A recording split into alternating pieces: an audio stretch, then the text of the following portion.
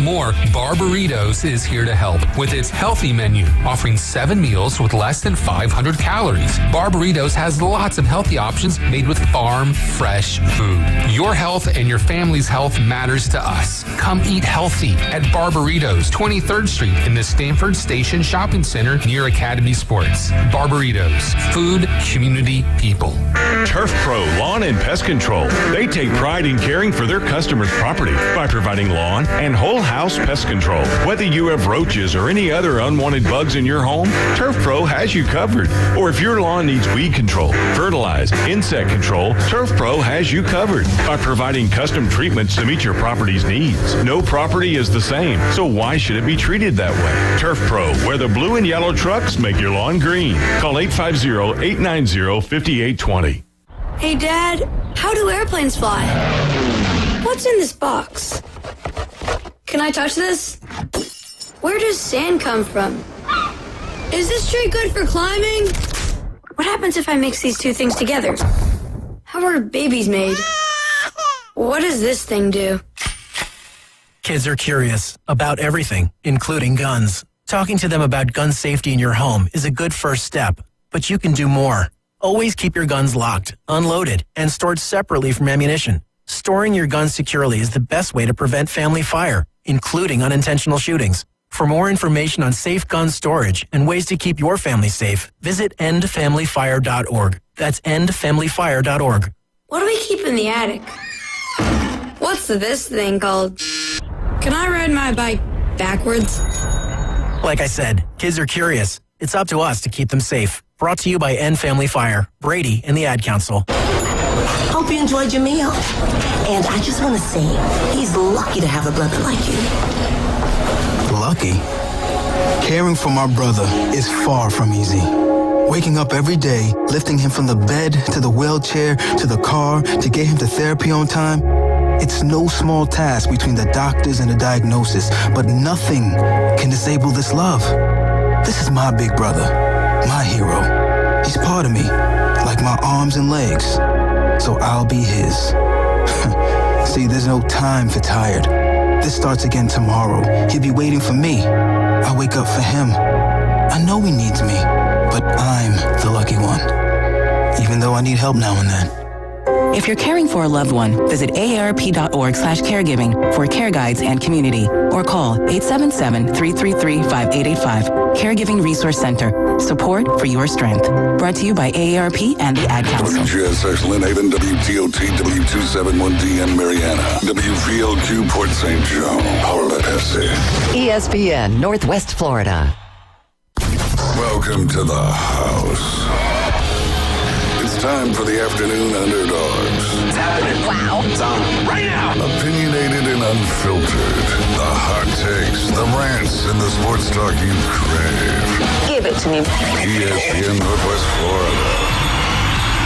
Let's go. Welcome in. Thank you for listening to the Afternoon Underdogs. I'm David Hayes along with AG Adam Goff, Caveman Rick, and Bone Crushers on the 1 and 2s. You're listening to ESPN Northwest Florida's 104.3 in Panama City, 102.1 in Mariana, and 101.9 in Port St. Joe. This is the Afternoon Underdogs, and we've got a lot going on this afternoon. In the next segment, we'll have the Real Fishing Report with Bay Breeze Bait and Tackle and Tim Braddock. We'll have trivia today at 4:40 for your chance to win some great stuff from right here at ESPN Northwest Florida. The Braves and Major League Baseball update in the same segment as well. Some buy or sell, dealing with all kind of sports today at 5:20, and we'll look at the new rules in college football that have passed at the top of hour number 2. We'll wrap the show up today with our local high school sports spotlight brought to you by Barbaritos,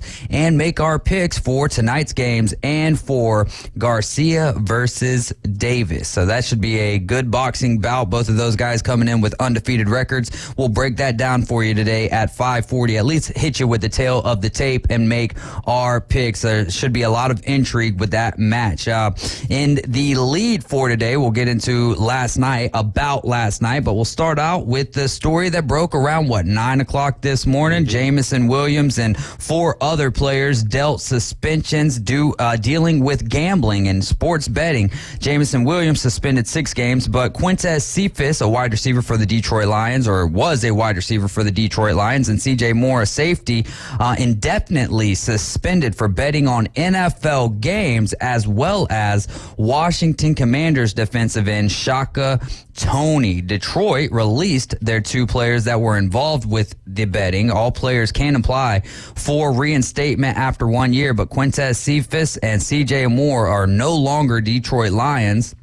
The other players for the Lions that were involved with sports betting but not betting on the NFL, Jamison Williams, a wide receiver out of Alabama who came last year to the Detroit Lions via the draft and only played in, I believe, 4 games. He missed a lot, recovering from the ACL injury. Only caught the 1 touchdown pass, which was a decent play as a wide receiver against the Minnesota Vikings. But there's a lot of potential, a lot of hope, especially for Jared Goff, but revolving around the wide receiver that is Jamison Williams. The other fella, Stanley Berryhill, suspended for 6 games, each for mobile betting that occurred at the Lions Allen Park facility. They did not bet on NFL games, according to the team. The NFL also noted in its announcement that it uncovered no evidence indicating any inside information was used on that or any game was compromised by the players betting.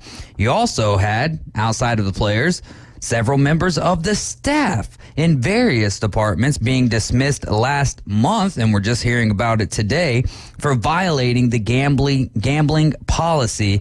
That's according to a source who told ESPN.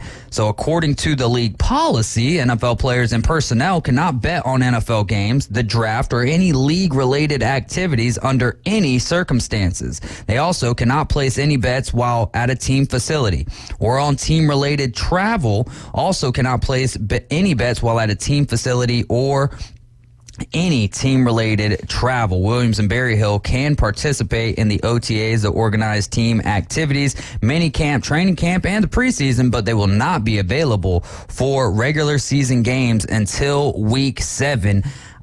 So when I first read this news, I'm like, well, they shouldn't be allowed, they shouldn't be allowed. I did not think that they were allowed to bet on sports at all. And then I read the information and they are allowed to bet, but I think that kind of puts players in a precarious position sometimes where it is a slippery slope. So for me, 2 things I noticed was Dan Campbell is this rough and tumble in your face, and with all the kneecapping and ankle biting. I don't remember gambling as part of that, speech in his introductory press conference.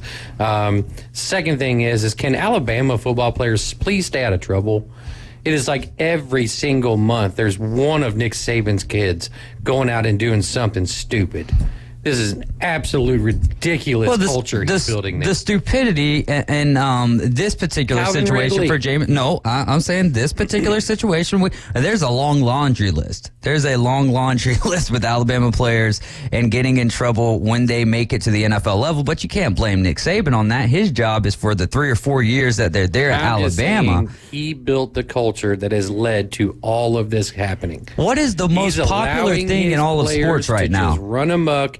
Do whatever they want, do whatever they please. As long as they He keep should have winning. been teaching Tua how to fall down correctly. Oh, that's exactly what the head coach of the Alabama Crimson Tide should be doing. He Is should teaching your taught him quarter- how to fall correctly. They're not Because getting sacked apparently enough. he They're not can. getting sacked at the collegiate level enough to be learning how to fall correctly. Yeah, but Tua you got was barely prepared even for the playing next at level and how to Alabama. be good human beings and great adults and leaders of young men. And here they are, and they just can't stay out of trouble. They can't stay out of jail. They can't stay out of suspensions from the NFL. You say they like you're just, that's a blanket over all. There is a laundry list, and I'm not disputing that. But that's not to say that one bad apple doesn't ruin all the apples now, does it? But there's a bad apple there's many bad apples every season, though. And when you have that amount of greatness coming through your doors, that's bound to happen. But what's the one common denominator? Nick Saban. There's some coaches and there's some teams out there that wouldn't have these guys on their team because of the character, and that's the reason maybe why they're over at Alabama. Patino got fired for less. How about that? Patino got fired for less. He got fired for less. Only thing that happened is strippers he had an assistant coach that had the world's oldest occupation thriving in their dorm room. That was it. That was it. So let's talk a little bit more about that occupation and the legality behind that. No, obviously, but was Calvin Ridley doing anything illegal? Just depends on how you look at it. Did Henry Ruggs do anything illegal? Illegal from the occupation that he has. Illegal? Exactly. It's still illegal. Well, the thing with James, and I'm not sticking up for him. I still agree with you. Totally stupid to do that. And I know that you're in a sense trolling, but there's also a tinge of seriousness along with that as well. To a certain extent, yeah. 100%. Obviously, this doesn't fall on Nick Saban's shoulders, but at the same time, come on, man. Like, as an Alabama fan, I would be embarrassed to sit here and look at all of these just mockeries that are happening. At least they're consistent, yo. I would be embarrassed. Season after season. We got consistency. I would be embarrassed to have the record that the Louisville Cardinals have every year in the world of football. It's not an anomaly. It's not admiration. It's par for the course for the Alabama Crimson Tide. Like we said, parole tide, baby. Well, then now Nate Oates is following suit with... Yeah. Going back to what is going on in Tuscaloosa? About Dan Campbell. It's more of a world thing. Did Saban build that culture so Oates is just following the leader there? He is. He's vibing, man. He's just doing he's playing the right part. Now I know why Avery Johnson left, because he's classy. There you go. Going back to what you were talking about with Dan Campbell at the start of his press conference and talking about kneecapping, and this doesn't have any similarities. Well, it does.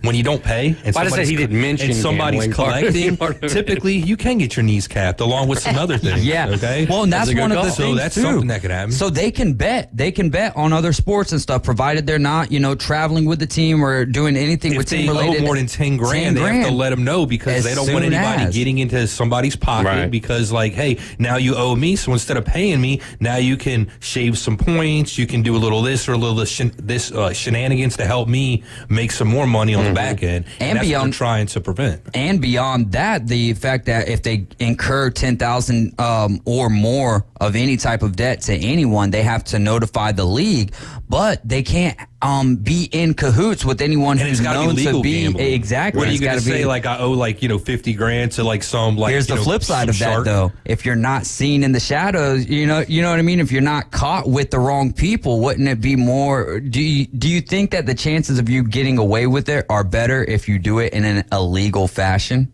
Yes, but then your consequences of being caught are more steeper. I would agree with that as well. Mm-hmm. I would agree with that as well. So Calvin Ridley had this same situation. It is going to be, and what I'm the most interested in by all of this is what bets did they make? We found out what bets Calvin Ridley was making. Yeah. So I just want to, are you a good gambler? Should we be taking your advice and your hiatus from the league? Are you going to make a gambling page or something? I'm really going to question their decision making if they're betting on the Pistons to win. Yeah. Well, because then now it's not just you're doing something stupid. You're doing something completely moronic. Yeah. Rookie contracts. Same with Calvin Ridley betting on the Falcons, right? Rookie contracts, you don't get paid like you used to because of the scale now. And if you look around at the names too of these guys, it's not like any of these guys are making gobs and gobs of money compared to some other people in the league. So you do have to worry about that, because if they do make some dumb bets and they are, indebted and, needing to make some money back to pay for this kind of stuff, and that's how you get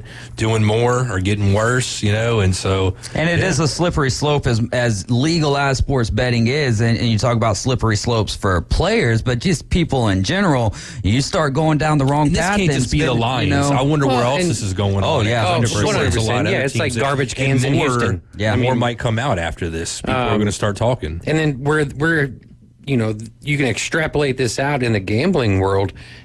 How is this affecting fantasy football? Because I know just in our league, I held on to Jameson Williams in our league just as be your keeper as this a year? potential keeper, right? As a potential keeper in Right. our league. And I'm thinking, well, now I'm not going to do that. He's going to be out a third of the season. So now you're affecting betting lines essentially on down the road into next season. So it's got big ramifications At that I least don't you think know that these months players and months in fully advance. understand when they're making these bets. And I wouldn't be surprised, especially when we're talking about Jameson Williams, and I'm not exactly sure of the age of Stanley Berryhill, but if these guys are in their first year in the league, and I'm not sticking up for them. The league has seminars on this stuff all the time. Well, 100%, but still, let's say that you don't pay full attention. It's your fault. There's no changing that. It is 100% your fault. I wouldn't be surprised, though, if they're like, I'm up in the air right now on a team plane. Yes, but I wonder if they just get bored and do it at that. You know what I mean? Gotta read the fine print, man. It's like the stuff you put in I'm your not body. sticking up for them. I'm saying I'm reasoning. Saying that, but I'm just saying reasoning. Them being quote younger, that always is being thrown out there with like rookies and young players being kids. Like if you got a profession like this and you're making this kind of money, you're not a child. You're a man. You're an adult. 100%. All right? So people that throw out that excuse all the time about them being kids, I know like just out of college even, doesn't matter. You're 22, 23 years old, whatever, even 21 years old. I mean, hey, you're out. Like you said, you're responsible for it. Own up to it. And I don't know about the rest of these guys, but we all know Jameson Williams was a millionaire when he left Tuscaloosa. Yeah. So it's not like it's new money He for was him. probably a millionaire by the time he left Ohio State. Right, that's what I'm saying. Well, So, unless I mean, he's made it's bad not new money for unless he's him. made horrible bets already and has already pissed a lot of this money away, for lack of a better term. And this is why he's doing some of this stuff. Maybe. I really want to know the sports, like for the two guys who didn't get suspended for the entirety of a year, or indefinitely rather. I really want to see those bets. You know what I mean? What sports was it? Was it baseball? Was it basketball? I bet it was a Jake Paul fight. Oh, speaking of bets, so I mean, couldn't you? If they're betting on fights, though, don't you see a situation there where it's like, now this is totally different than betting on fighting? In my opinion, is totally different than betting on sports. Yeah. Like team sports rather. Yeah. Well, and But it goes still back doesn't to change the verbiage of the rule. no, but it goes back to what we were talking about earlier when, him being stupid and making bets on the Pistons. If that were the case, I mean, I just know in Cincinnati, like, Reds players go hang out with Bengals players and vice versa. Because I see it on social media all the time. I'm sure that there are Pistons, Red Wings, Tigers, players that are all congregating together. So they're in the same circle, if you will. But still, they those may are not three hang out teams every day. you don't bet on unless it's bet on to lose. Right. But what I'm saying, though, is do they have get insider information. Do they have inside information of, hey, Miggy's not playing today? Same thing in L.A. Obviously, it's not that as big a deal as it was 10 years ago, but I digress. They're still a little bit more in the know than your common everyday bettor. True. It could be like in L.A. You got Kawhi, right? He's famously known for 3-4 o'clock in the afternoon just telling the team, hey, he's not going to play. Well, say you like, okay, the LA Kings play there and he's friendly with somebody on that team, and they just happen to know before it gets out to everybody else that, hey, Kawhi's not going to play. So now on the side you make a couple of side bets, knowing this little bit of information nobody else doesn't. Pad your pocket a little bit more. You think nobody is going to find out about it. It's only maybe an hour, a couple hours beforehand, but there's culpability there. What was the spread going into that Suns Clippers game last night? Was it 4.5 or was it 6.5? I don't know. Because if it was 6.5 and then you take that information, right, and you go put it on the Suns to cover, well, the Clippers stuck within 5 last night with with Westbrook and Norman Powell just kind of exploding. And Westbrook didn't get to that 50% clip, but he was 11 of 23 from the field, which for Russell Westbrook it's like 100%. Yeah, exactly. And the Norman Powell was just one off of his career high last night with 42, which was very impressive for them to be in a game where I know I counted them way out. I knew it was going to be 2-1. Not saying that in the world of basketball anything can happen, but we're on the radio, 104.3 FM in Panama City, 102.1 FM in Mariana, and 101.9 in Port St. Joe. We're streaming live on Facebook, YouTube, and Twitch. Be sure to like and share our Facebook page, subscribe to our YouTube channel, and download the app and register, all at 104.3 ESPN Northwest Florida. And don't forget, ESPN Northwest Florida presents Wrestling Against Cancer 8, professional wrestling coming back to the Panhandle Saturday, April 29th. The location is going to be Bay Haven Charter Academy in Panama City. Some of the wrestlers included are going to be American Machine, Chief Little Bear, Mr. 850, and some exciting women's wrestling with Savannah Thorne and T. Gaines. Tickets are $12 at the door. Ages 6 to 15 are just $8, and 5 and under are free. All the proceeds go to benefit Donna Duncan. And for a chance to win a pair of these passes, text the word tickets now to 850-215-6290. That's tickets to 850-215-6290. About last night, Fernando Tatis Jr. back in the lineup we've all been waiting for. If you're a baseball fan, you do want. The Padres been struggling a little bit, comparatively speaking, to the amount that their roster, their payroll. It's a present day murderer's row. It really is, especially when you look at 1 through 4 with Tatis, with Soto, with Bogarts, and then who Machado. Yeah, I mean, golly, that is absolutely Philly can contend, ridiculous. but one of the few. I mean, teams can definitely contend, but That's a good lineup. This is the first time this year that we've been able to see the lineup. Tatis leading off, went 0 for 5 in his debut, striking out twice and struck out in his first at bat, but he did hit 2 balls at 100+ miles an hour. And then also for the Los Angeles Dodgers, something we were talking about Wednesday afternoon, Mookie didn't play on Wednesday, but last night he came in relief and played shortstop for the LA Dodgers. And it looks like, I mean, I don't know if you guys got to see the double play that he turned, self-made, just a 6'3" double play, but very impressive. He's an athlete, man. I mean, just plain and simple. Yeah, no he's doubt. one of those guys that's just like, I wish I had a percentage of your talent, dude. Yeah. But he's so good and he's so likable as well, which is not always a combination that you can get for a player who's not on your team. I just want him on my team. He gets a bad rap because, number one, he started in Boston, which, unless you're a Boston fan, sorry, Tim, you're not really a Boston guy, right? I mean, most of those players you don't really like. Speaking of right? Boston, so Boston, my God. Tim walking in the building. So then it's like I created him. Yeah, right. But then he goes to the Dodgers, who everybody hates even more. But I mean, to not like Mookie Betts is I think it's a ridiculous kind of thing. I mean, the dude he gives it his all every single time he's out there. Yeah, he puts his nose to the grindstone. He works hard, and he's a damn good ball player. Yeah, fun to watch, but you don't want to play against them. Love to have him on your team, but you don't want to be going against them every night or in a series. And in some good news here for the White Sox closer, Liam Hendricks, who is dealing with non-Hodgkin's lymphoma, is cancer-free. So he got to ring that bell. I believe that was on April 5th. Just finished up his last round of chemo. That is huge. And then I also just found out just ahead of the show, or just before the show, that a good friend of mine, Jimmy Horn, also got to ring that bell. Nice. And so he is cancer-free as of now. I still believe that he has a bone marrow transplant that he's going to have down in Tampa whenever he finds a match for that. But still, Jimmy Horn, or if anyone out there is listening right now, Jimmy Horn, man, congrats, bro. Congratulations. Way to 100%. Fight, man. Way to fight. Harden last night, Philadelphia 76ers and the Sixers and Embiid go on to get the win over the Nets 102-97. Harden was ejected third or fourth quarter. Yeah, it had to have been bogus. fourth quarter for a flagrant 2, basically. A thump in the cods. Yeah, but it didn't seem to me like it was that flagrant, or that it was even in the groin area, if you will. It kind of was. It was in he was the doing area, that, but he was doing his push off. What I think happened, they should have ejected Embiid, and this was to make up for that call earlier in the game that they didn't make. I can agree with that. And they realized that they screwed the pooch, if you will, on that one too, and they said, hey, this is what we need to do to make it right. They did. Sixers still won. Good for them. But, yeah, I think that's what really happened, and that was the nitty-gritty of it all at the end. Now, I'm not a Harden apologist by any stretch of the imagination, by any means. One from Nick Saban. But, right. But at the same time, though, like, he's making a basketball move. So, and it's just like the inadvertent elbow that somebody gets hit with in the face in college basketball, and they call it a flagrant 1. It's like, what else are they supposed to do? Yeah.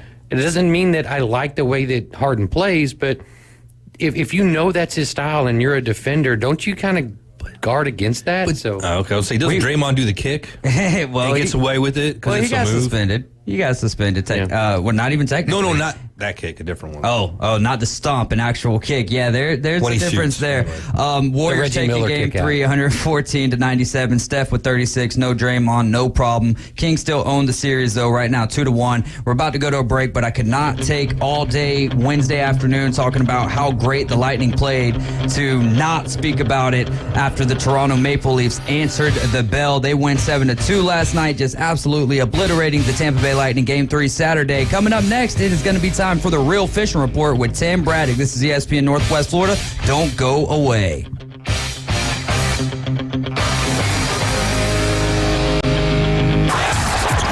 The ESPN Northwest Florida Pepsi Big Bracket Challenge.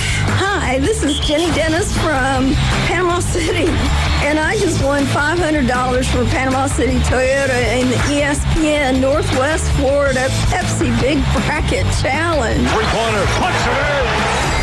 The ESPN Northwest Florida Pepsi Big Bracket Challenge is sponsored by Panama City Toyota, PCB Hobby, and Buffalo Rock. Our forecast for this afternoon, you'll be near 80, partly sunny skies, southeast wind 10 to 15. Water temperature in the Gulf is 71. Spotty showers and thunderstorms late tonight, mostly cloudy around 65.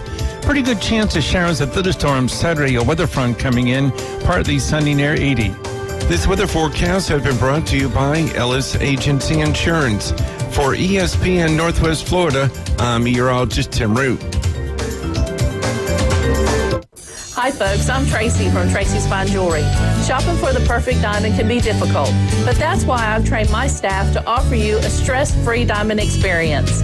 Me and my I Do crew have 50 years experience, and we have more certified diamonds in stock at the best prices in town. So if you're tired of high-pressure salespeople, come see me, your diamond girl, and my I Do crew at Tracy's Fine Jewelry, because we don't work on commissions. We work for smiles and I Do's. Los Rancheros has been doing it right for 20 years. Los Rancheros brings a top-shelf dining experience to you with the opening of their beautiful new building. Watch all college and pro games on Los Rancheros' 14 large-screen TVs with great drink specials daily from 2 to 5 and during all the games. Los Rancheros, the place for live sports and great food on 23rd Street between Jenks and Harrison. The Real Fishing Report. It's expert insider information from Tim at Bay Breeze Bait and Tackle. What's biting? What bait to use? Where to cast? And now, the Real Fishing Report. On 104.3 ESPN Northwest Florida.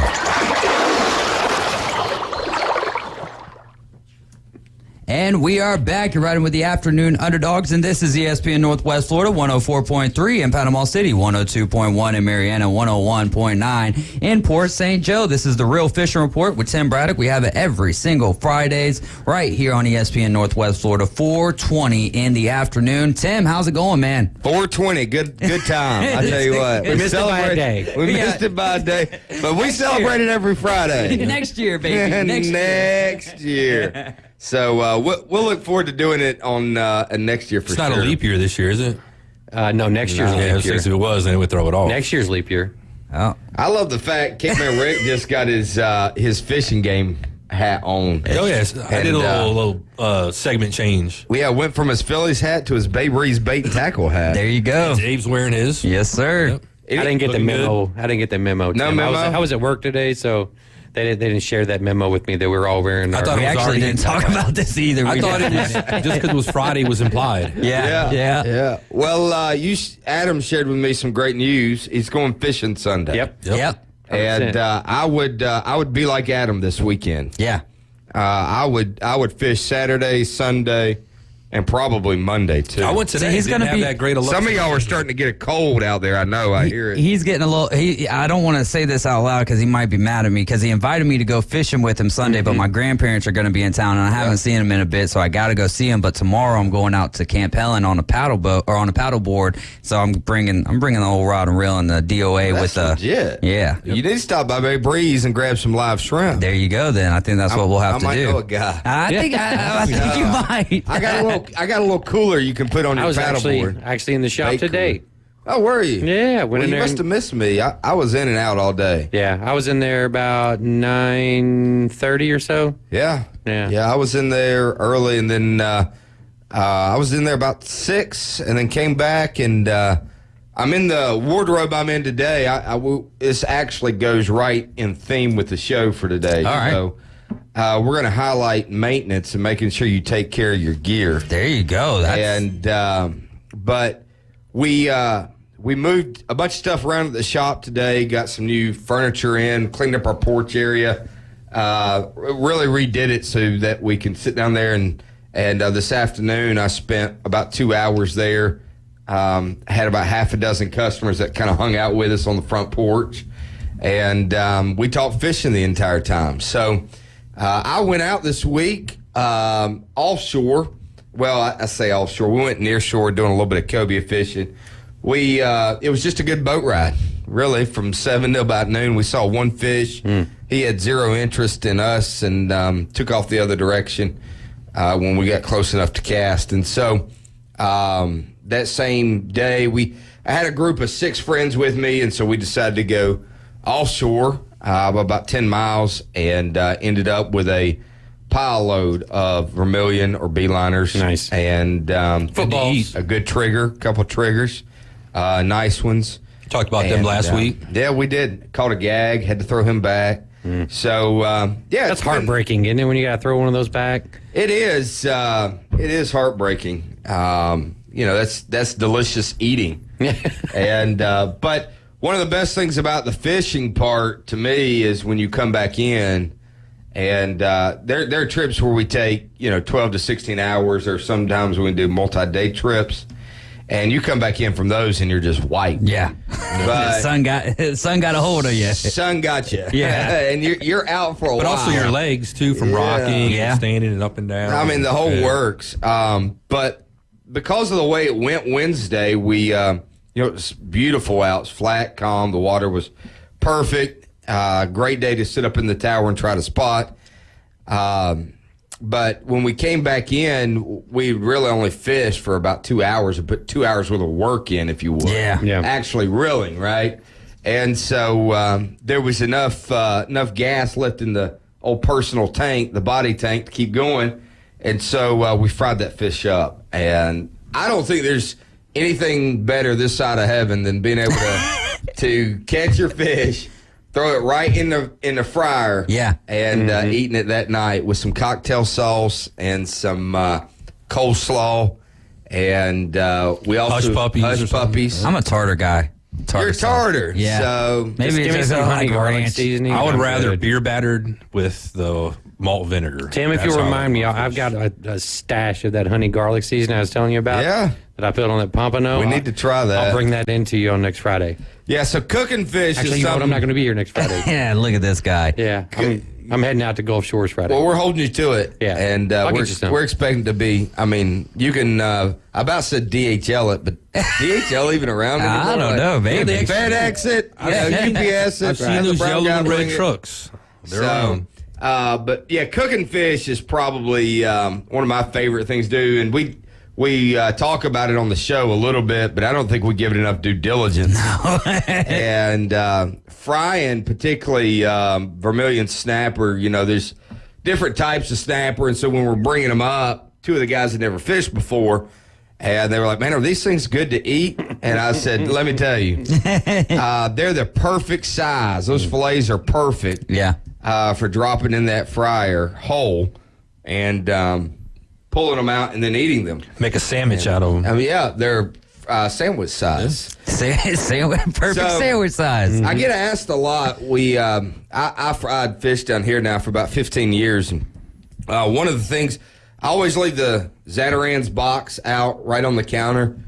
And I have people tell me all the time, they're like, man, we use Zatarain's and our fish just doesn't taste like that. Like, what is it that's different, And I'm like, that's all it is. And then I'll chuckle and I'll tell them, really, I like to use a lot of dill weed.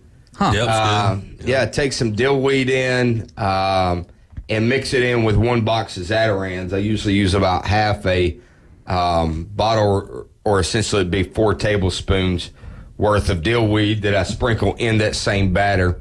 And then also take actual lemon once it gets done and squeeze that lemon over the top of that fish. You know what else is good? Besides that Zatarain's, if you get your hands on it, some of that Slap Your Mama. Slap Your Mama, yeah. That stuff's really good, too. What about soaking it in buttermilk overnight? I do that. Yeah, so I'm just not a big fan of the fishy taste. I soak all my fish in either milk or buttermilk, and what it'll do is it'll draw out some of that gaminess if there is some in there. And then the way that we prepare it at home is my wife likes to cut it up into small chunks. She doesn't like the big fillets. Yep. And so we'll get an egg wash and some more buttermilk out. So you'll take it, put it in the buttermilk, and then she has some flour that she mixes in with that honey garlic, and then she puts it in an egg wash, and then she puts it back into the flour and then covers it back with cornstarch. So it gets a nice crunch to it, but you still got that flakiness to it. So it's really, really good. Multi-layered. Oh, 100%. Yeah. So that's like some of our personalities, you know? Yeah. No doubt about that. I was going to ask somebody, but I wasn't going to put you on the spot. I felt bad for that. So, but yeah, frying it to me is the absolute best way to eat it. What sides? Mine is, I want to keep it simple. I want good French fries and hush puppies. Yeah. And a little bit of coleslaw. Coleslaw's a must. And but what other sides do you guys? Corn on the cob. Corn on the cob. That's good. You know, mac and cheese, man. It's simple. It's easy. It's elegant. It goes really, really well. Velveeta, sushi, whatever. Kraft, Velveeta, Kraft, whatever. It doesn't matter. The blue box, baby. Yeah. So let's talk about the actual report for this week. There we go. We have probably talked to well over 50 people fishing this week, whether they be captains. Some of them are local guys as well. And we are seeing an increased catch in redfish inshore. So that's increased activity. One of the shifts that we're seeing is we have used quite a bit of live shrimp, obviously, to fish those on the bottom with a little 3/4 ounce egg weight, number 2 up to a 1/0. Typically, if they're bigger shrimp, then we'll use those 1/0 hooks, a bigger hook. But we've seen that shift move from those live shrimp to we have several captains that are fishing cut mullet and have done real well off a higher protein. And so those fish have come in, particularly toward the backwaters and those dock areas in those backwaters are some of the best places to fish. Sight fishing has been a little bit off. Still, we expect that to continue over the next 2 to 3 weeks. And then about mid-May, sight fishing should pick up quite a bit. And so those redfish are looking for that higher protein, those mullet. Whether you cast net them and actually catch them live and use them yourself, or we do sell frozen mullet at Bay Breeze Bait and Tackle. And I like to cut the tail off my mullet, hook it from the bottom of the lip to the top of the head. And so those redfish inshore, you typically catch a larger redfish like that too. Mm-hmm. And so, you know, when the pinfish start showing up heavy, or chofers as our Panama City brethren like to call them, we will we'll try to switch people to alternate baits other than live shrimp, just because they get tired of catching chofers, you know, or they get tired of catching grunts or some sort of fish that they're not targeting. Exactly. And so those catfish even. Exactly. When those catfish show up, you might as well just pick up and move to another spot, unless you're enjoying catching our saltwater cats. Yeah, or like, hey, if you're with kids too and you want to like at least get the rod bent and catch something, they let them catch catfish. Don't let the fish touch the catfish. Oh, I was going to say it's a perfect fish for them to learn how to dehook. Yeah. Yeah, absolutely. Yeah. I mean, like, no, you'll learn. When I was a kid, that's how I learned. David, do you have kids? No, I know you don't. No, I With don't. a comment like that, you know he doesn't have kids. Sometimes the school of hard knocks is the best way to learn stuff. Hey, no doubt about that, man. Johnny, you've been bad at school. Let's go catfish. Bam. Here's a lionfish for you. You've been really bad. Take those flip-flops off. Let's go. That's fantastic. So let's probably what's going to be the highlight really over the weekend, and I say this because the weather's going to be great. Obviously, will be people out going offshore. Inshore fishing should be solid.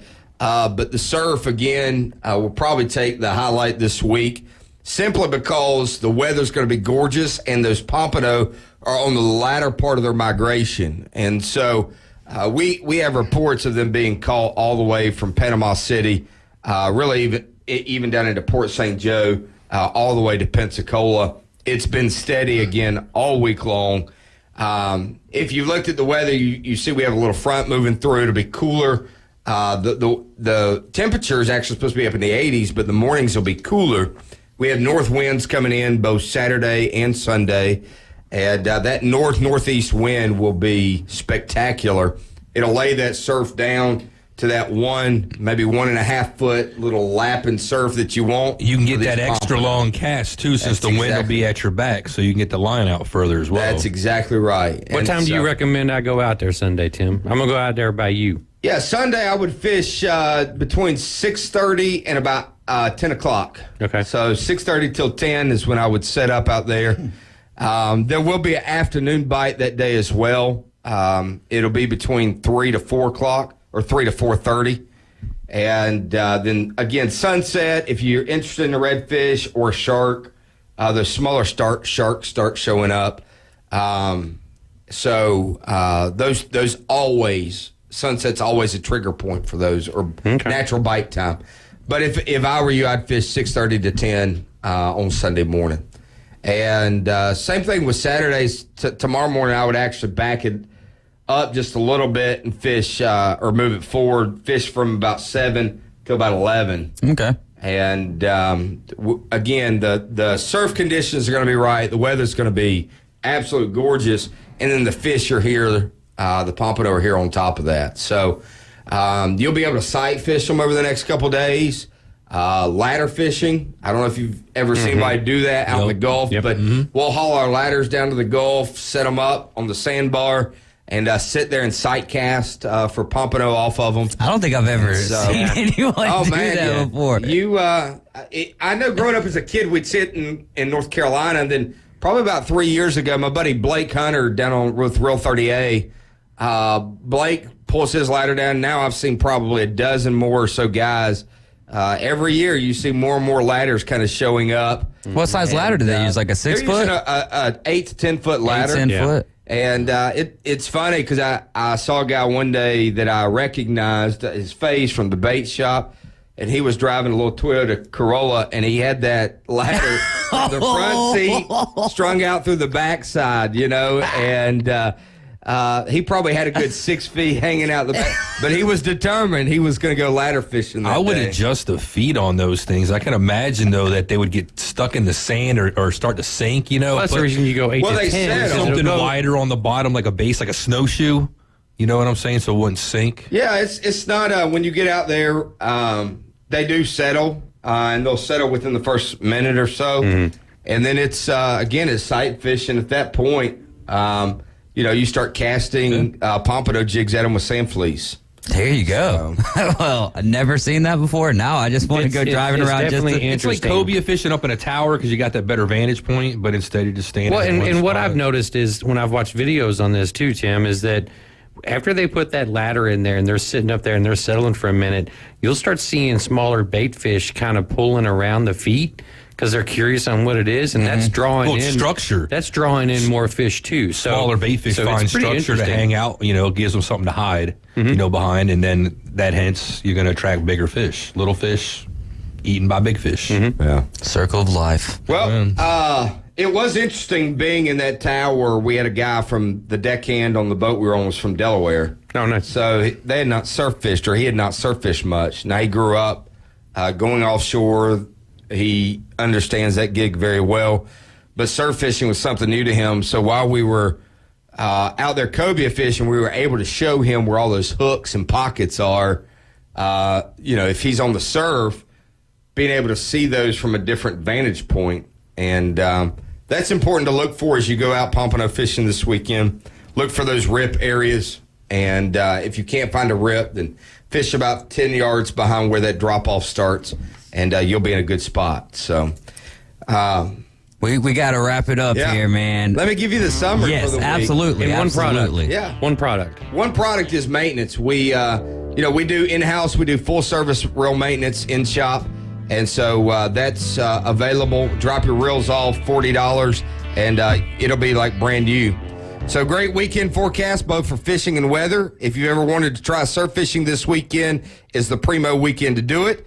The latter part of the Pompano migration combined with slight north-northeast wind makes it the surf prime Pompano fishing. It will also be a great weekend to decide to cruise out the pass to search for elusive cobia or head offshore a bit further for trigger and vermilion. See you at Bay Breeze Bait and Tackle for all your fishing needs. Be sure to bring those conventional reels by this week for their seasonal maintenance. Take care of your gear, and your gear will take care of you. Get the grease hot and fry up some fresh caught fish this weekend. The Real Fishing Report brought to you by Bay Breeze Bait and Tackle, live on Fridays at 4:15 exclusively on 104.3 ESPN Northwest Florida. Love it. Great stuff. This is ESPN Northwest Florida. We're the Afternoon Underdogs. That was Tim Braddock with the Real Fishing Report. We're going to take a quick time out. We'll be right back.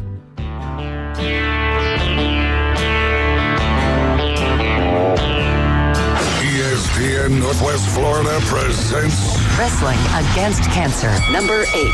MC Premier Professional Wrestling with the American Machine, Chief Little Bear, Mr. 850, and exciting women's wrestling with Raven Knight and T-Games. Saturday, April 29th, Wrestling Against Cancer, number 8. Number 8. At the Bay Haven Charter Academy in Panama City. Doors open at 5:30, bell time 6:30. Proceeds benefit Donna Duncan. More information, ESPNPC.com. In Panama City, we say shop local. And now you can at the Local Cafe. The Local Cafe is a new restaurant run by locals. Open 7 days a week, starting with breakfast at 7. Try the 2-2-2 for breakfast. 2 eggs, 2 pancakes, and 2 sausage patties. The best home cooking, like country fried steak, grilled pork chops, meatloaf, Salisbury steak, and many other delicious dishes. Plus the best homemade cakes and pies. The Local Cafe, 23rd Street near Home Depot. Ben and Deb Collins, owners of Bay Guns and Gear, have been in business since 2010, offering new firearms and accessories with a huge selection available for your hunting needs and personal defense. Turn to Bay Guns and Gear. They have the weapon for you. Discount pricing. And if you can't find what you're looking for, they'll special order it for you. Bay Guns and Gear, across from Grease Pro at 3115 Highway 77. Visit their website, baygunsandgear.com.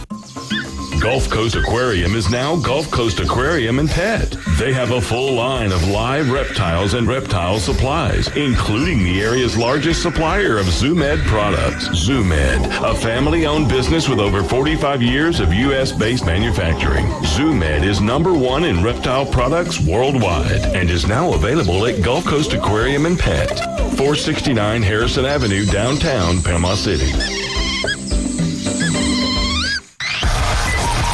Go time, all the time. Sports talk around the clock. Oh my gosh! Now back to the Afternoon Underdogs. 104.3 ESPN Northwest Florida. And we're back. It's traffic jamming trivia time. On April 19th, 1997, the Padres and the Cardinals played the first Major League Baseball game in which city? You've got 4 choices here: Honolulu, Tijuana, San Juan, Puerto Rico, or Las Vegas. For your chance to win $25 to not the, but that boot store 12-pack of Buffalo Rock and a $15 gift certificate to our good friends over there at Golf Plus. We had Alan Watson on the line with us yesterday, and we've got Boston Tim in the building with us yesterday, and that's what he was doing, was a little bit of golfing. How'd the tournament go yesterday, my friend? Oh, we did relatively well, but not considering how we typically play. We finished 7 under. We're usually 10 to 12 under. 10 to 12 under? It was a good round, a good match. Everybody had a great time. Food was great. Drinks were great. Company was great. And I knocked down 5 birdies, so there we go. Great. Can I just say, about dang time you came and joined us again? No doubt. We missed you, man. I just didn't know if you guys wanted to slum it all anymore, but I figured the Boston slum is here. So well, we got new digs, and then now we have Tim, so now we're complete. Yeah, we are complete, and you got the vibe going perfectly with the Boston on right now, black and green, looking That's right. great. Back-to-back Tims. It's a good day for you. Yeah, no doubt. No doubt, and especially with you coming in on the the day before a huge bout in boxing, which has kind of been a while. I mean, Jake Paul's been running rampant in the boxing world right now, but Gervonta Davis, Ryan Garcia, give us your take on this bout and how big it is for the world of boxing.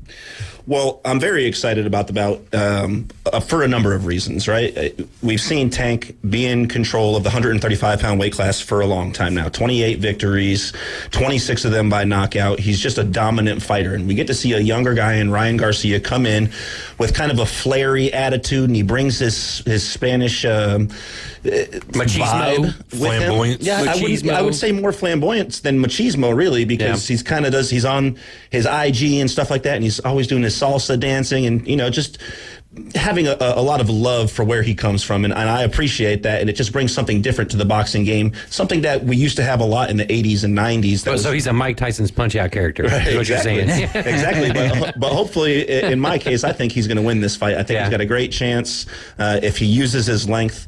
The only thing that really worries me about the fight is the hydration clause. Yes. Talk about that a little bit. Absolutely. So in itself, there's multiple things that are going on. One, which Ryan stated on a podcast, so I haven't seen this written in paperwork, was that he wasn't allowed to eat any solid substances 5 days within the fight. That is crazy. So he can only drink for these 5 days up to the fight. So when he went and did his weigh-ins, he's now at 130 pounds when he typically fights up. So that's odd in itself. But then the rehydration clause states that the day of the fight, so within the 24 hours from the weigh-ins, which are today, and tomorrow, he can't gain more than 10 pounds.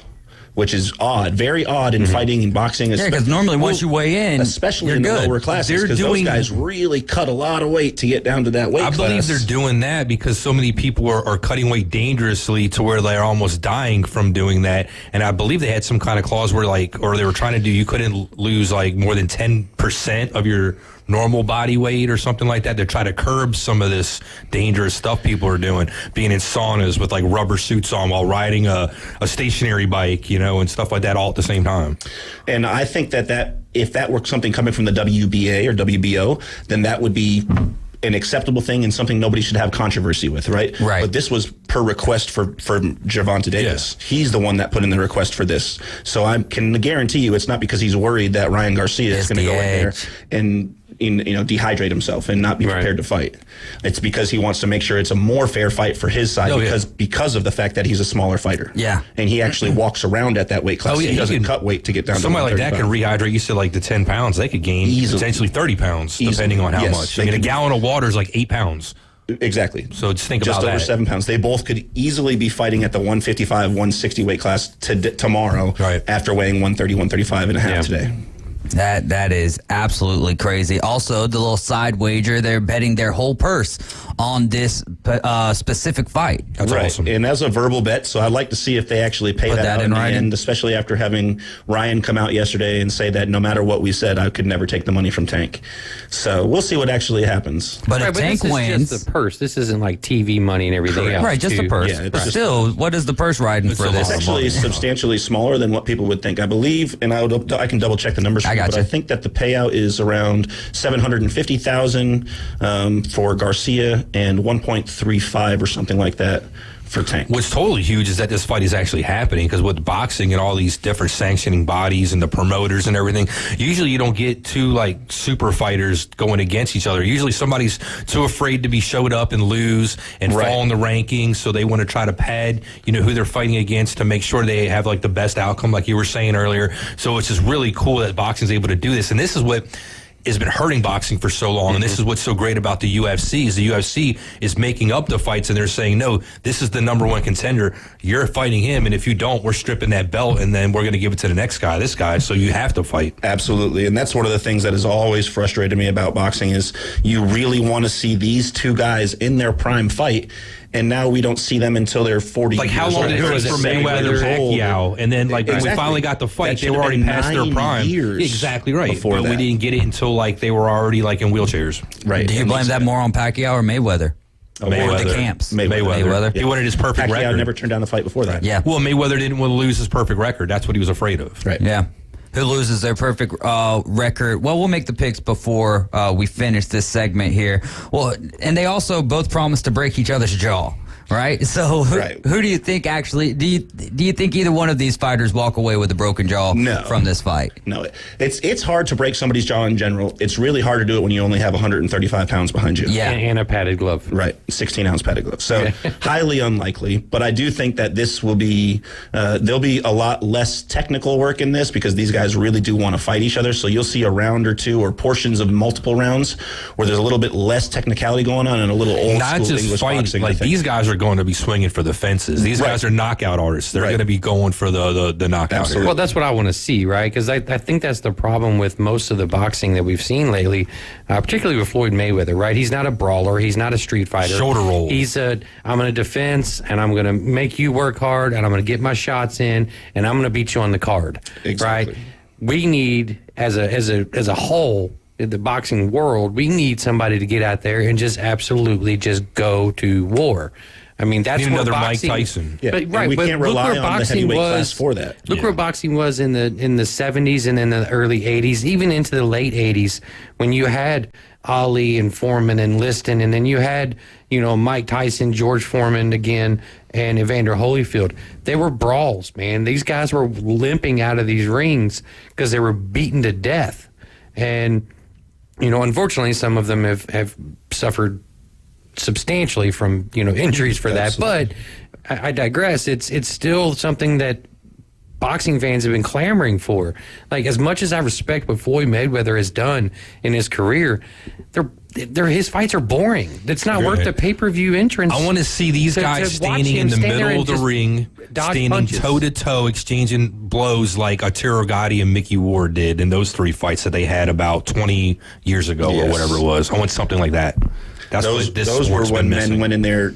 They went to the weigh-ins. They said, we're going to go to war. And the next day, they went to war. And both of them were left bloodied after that. Yeah, they went to war. It was awesome back then. And like you were saying, the boxing needs it. The sport needs somebody that's going to go in there that's going to put people on the mat, on the canvas.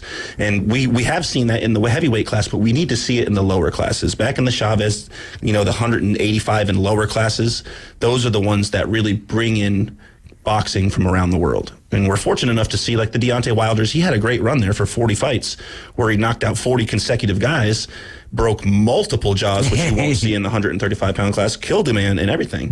But we don't see then runs that into Tyson Fury, and who's talking about coming back again, by the way. And then he meets the Gypsy. Yeah. Gypsy King. Yeah. Jake Paul and Nate Diaz, right? They've got a bout coming up. I don't know when that is exactly at this point in time. Are you surprised that the Jake Paul, I don't want to say brand, but the buzz didn't die down after that loss? No, unfortunately. He does an amazing job at promoting and marketing. You can't take away from the fact that he has built a brand. It's only one. And he has done so, not only the boxing brand, but he's also building the sports drink brand and combining them together, and it's really working well for him. Whether or not I think it's actually boxing or I think it's entertainment are entirely different. Yeah. I still don't believe any of it's real. I think it's a sparring match with a plan, and I think he planned on losing that one. Oh, really? Really? So you're on the WWE train. Absolutely. I think if he loses a few more, that's what's going to hurt him. Because nobody wants to follow, a loser. Right. If you lose this one, then you maybe have a rematch. There's a little bit of, drama there, a little bit of mystery. Hey, was that really legit? Can he come back and redeem himself? Blah, blah, blah. Add to the story. Yeah, which is what's happening. They're creating a storyline.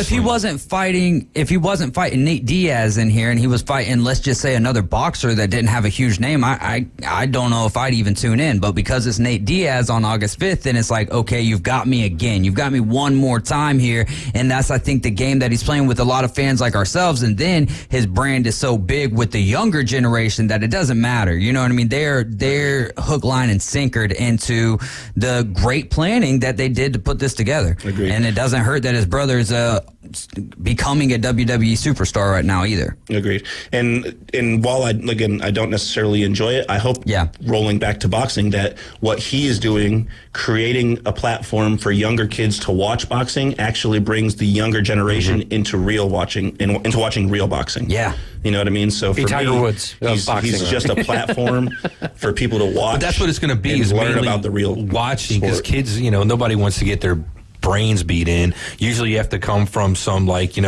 bad circumstances, to be able to want to do this kind of stuff because, why box or do UFC, for the most part when you could maybe play basketball, baseball, football, or do something else. Agreed. 100%. Your thoughts on the NBA playoffs? We only got about 2 minutes here. What Celtics looking like the best team. I think that their odds are the best, or percentage chance to win the NBA Finals are looking like to be the best right now. Do you think they come away with it? Then give me the Celtics and the Boston Bruins take in 2 minutes. Yeah, absolutely. So the Celtics are looking really strong. They are favored to win. Same thing with the Bruins. They're finally healthy. I like the fact that we did well in the play-in games, right? So I did not want to play Miami to start. They're a very strong playoff team for 3 out of the last 4 years, and so we want to avoid that. So we got a little bit easier road going through Atlanta, which will be up there Sunday for Game 4. I'm excited about that. Nice. We'll see what happens after that. I do think that they have the best possibility to go to the Eastern Conference Championship, but you never know what's going to happen there. We don't know if Giannis is going to be healthy. We don't know if Embiid's going to be the one that goes there with the Sixers and if they're going to dominate and finally, have a consistency seven game streak against us. Get out of the second can do round. that with Max. Exactly. You know what I mean? Get out of the second round. For us, we just have to we'll get out of one, no problem, I don't think.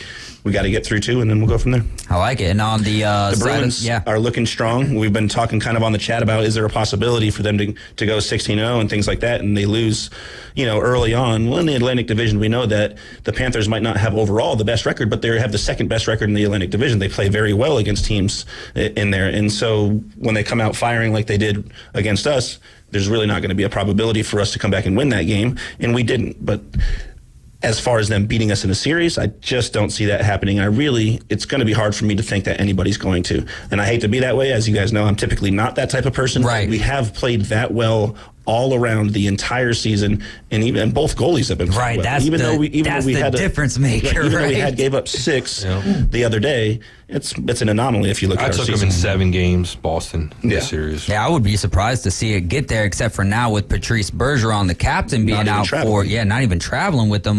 That could raise maybe a question mark for when they're down there in Sunrise, Florida. But I think they're deep enough. I think Boston wins at least 1 down there in Florida and then takes care of the rest of the series the rest of the way once they get Bergeron back. Because, Bergeron, the captain's not there, but they're so deep that they're one of those teams that could get away with not having his presence there on the ice. Absolutely. Boston also did have the best road record. We have a lot of good leaders on our squad. Yeah, there's no doubt about it. Well, Boston Tim, as always, man, please don't be a stranger no more. Stop by every Friday. From now on, Boston Tim, ladies and gentlemen, we're the Afternoon Underdogs. We're going to take a quick time out. You're listening to ESPN Northwest Florida. Stick with us. Happy birthday to my son Tim tomorrow. Happy birthday. All right, we'll be right back.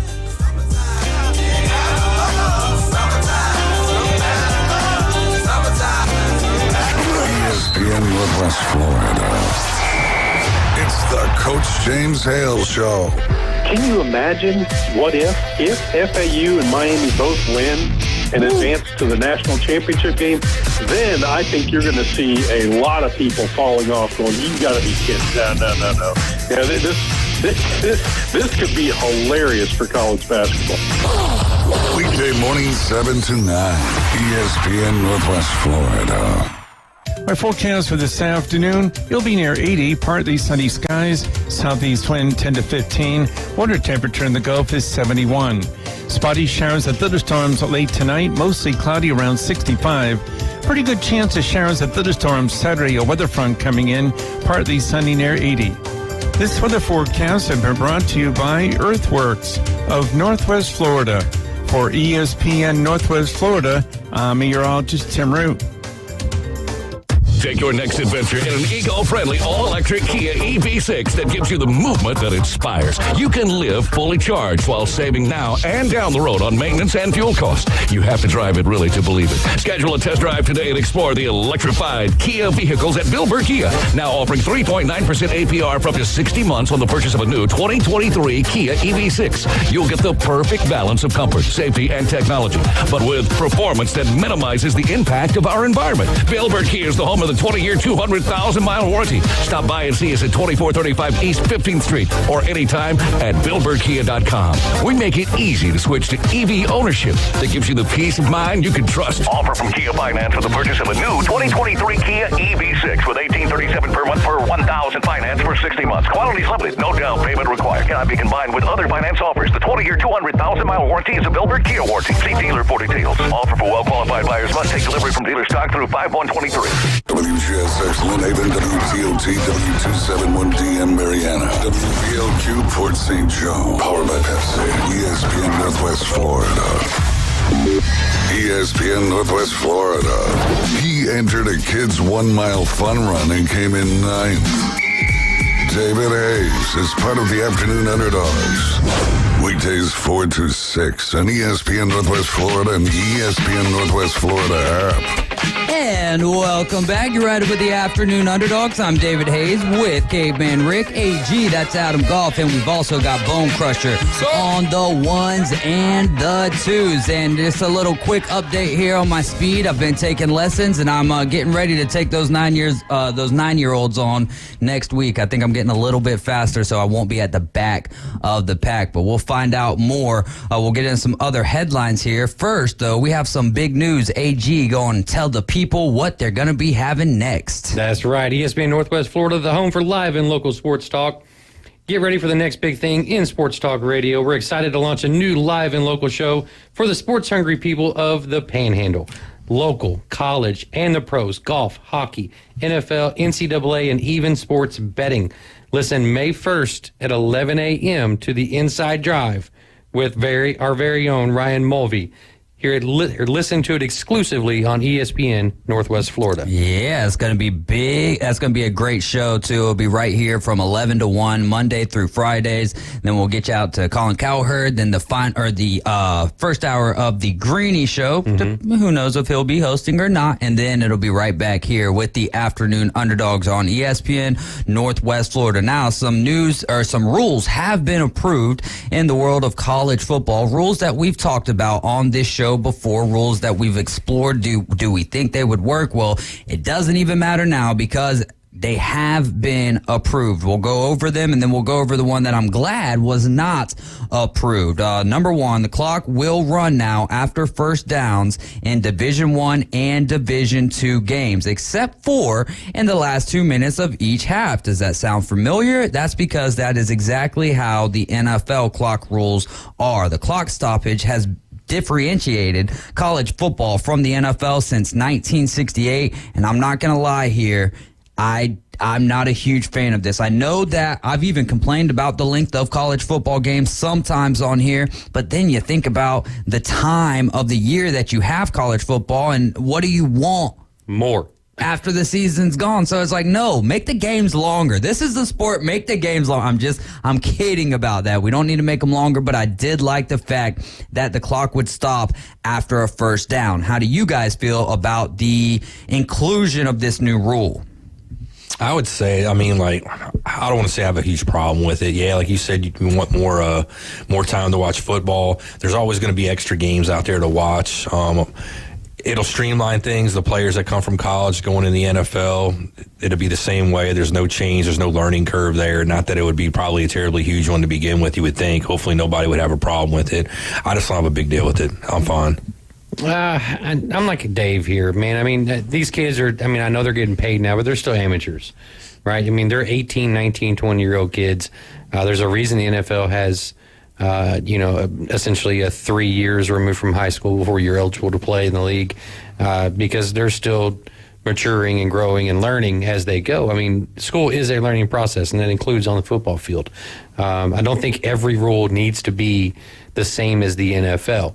If you were going to take one rule from the NFL and apply it to college, for me, it's not the clock stoppage. For me, it's 2 feet in bounds. Oh, I like that. I like the 1 foot in college football because there's that separation factor of college football to NFL or vice versa. Again, though, these athletes aren't the same athletes physically as they were 20 years ago. Yeah. There's so much more regiment involved in their nutrition, their diets, their workout routines. These receivers and running backs and whomever else is catching the ball, even offensive linemen, they're able to do things nowadays that they weren't able to do 20 years ago. So I feel like if they're going to make one rule change that was going to be in line with NFL, it would be the 2 foot rule. I can understand that totally. I like the differences. I like watching football on Saturday, and this is the game that we're playing. This is how we're playing this game. And then I like watching on Sunday, and it's different, but it's at a harder. The things that you have to do are a little bit harder. It's like big league baseball compared to college baseball. You get the aluminum bats, AAA, AA, single A. You're not playing the same competition. That's why I'm not a big fan of this designated pinch runner, because it's like the whole reason of you getting to the league was because you were better at multiple tools rather than this one guy just being really quick, and now all of a sudden he's going to alleviate one of your star players so that he lessens his likelihood of getting hurt. Not a big fan of that. There's a reason you're one of that less than 1% and making a boatload of money. Regardless if you're making the minimum, you're still making $750,000. Yeah, that's more than your average American makes. Right, 100%. You make $100,000 and you're in the 1%, right? I do wish that the NFL would copy the college rule on the pass interference. The defensive pass interference. Where it's just 15 not yards. A spot foul. Right, 15 yards. I agree with that 100%. 100%. I don't like games are made or broken. How many times do we see a side on the a team on the bad side of the 50, on the wrong side of the 50? They throw a prayer up in the last 15, 25 seconds of the game, and now all of a sudden they're right there in field goal position, or they're right there knocking on the door of the goal line, and it's like, well, thanks, referee, you just gave them the game, and now instead of talking about how great this game was, we're going to do just like we did the Super Bowl, which was a phenomenal Super Bowl. And what has the conversation been since then? Not look at Jalen Hurts with 367 yards and a very costly turnover, which cost, essentially helped cost his team the game in the long run. No, it was about the officiating. And that to me is just, I don't like that. I don't like that the whole world is consumed with the officiating and not the product that is on the field at that point in time. So spot fouls, alleviating those or removing those from the NFL level could definitely be conducive to a little bit more transparency, as well as the number one thing, and this should be across the board for all sports. After the game, the players, what do, right? Press conference. They get grilled by the press. Well, same for the umpires and for the officials. They should be sitting in front of the press. What was going on through your head when you ejected James Harden right there? And they do have to answer to that to an extent, more so in the NBA, but I would love to see that in the NFL, especially, hey, look, let them get through the whole regular season without having to answer for anything. I want to see that at all levels. Start. No, right. Wait, even like youth football? Hockey. No, like college. I mean, like if there's a press conference that's already taking place with the players and coaches, officials need to stand up there and have some accountability as well. Why did you make that call? Okay, umpire, specifically baseball, right? Home plate umpires. Everybody's talking about the robot umps versus human umps and everything else. And you see, guys like Angel Hernandez that sit behind that plate and they have an 89% strike percentage. Or Phil Cuzzy just throwing out everyone in baseball. Absolutely awful, right? Which is absolutely awful. And you're like, okay, so how did you miss that many calls? What was going on? Do you need glasses? Do you need contacts? Did you have dirt in your contacts? What's going on here, bud? Right. And then why are you consistently that bad? Do we need to think about maybe, I don't know, not putting you behind home plate and we don't do a rotation anymore? Those kinds of questions need to be asked and then, more importantly, answered. Yeah, solutionized. Right. Which I believe is a made-up word there, but be solutions-driven. Friday, you do what you want. Exactly, man. We speculate. We do all kind of crazy things that aren't actually words around here. Number 2, the teams will no longer be allowed to use consecutive timeouts, which this one, I guess I'm neither here nor there with this one, because how many times have we gotten down to the end of a game and the team's last chance is just to ice the kicker? Double ice. And does that really help you? How many times have teams iced the kicker?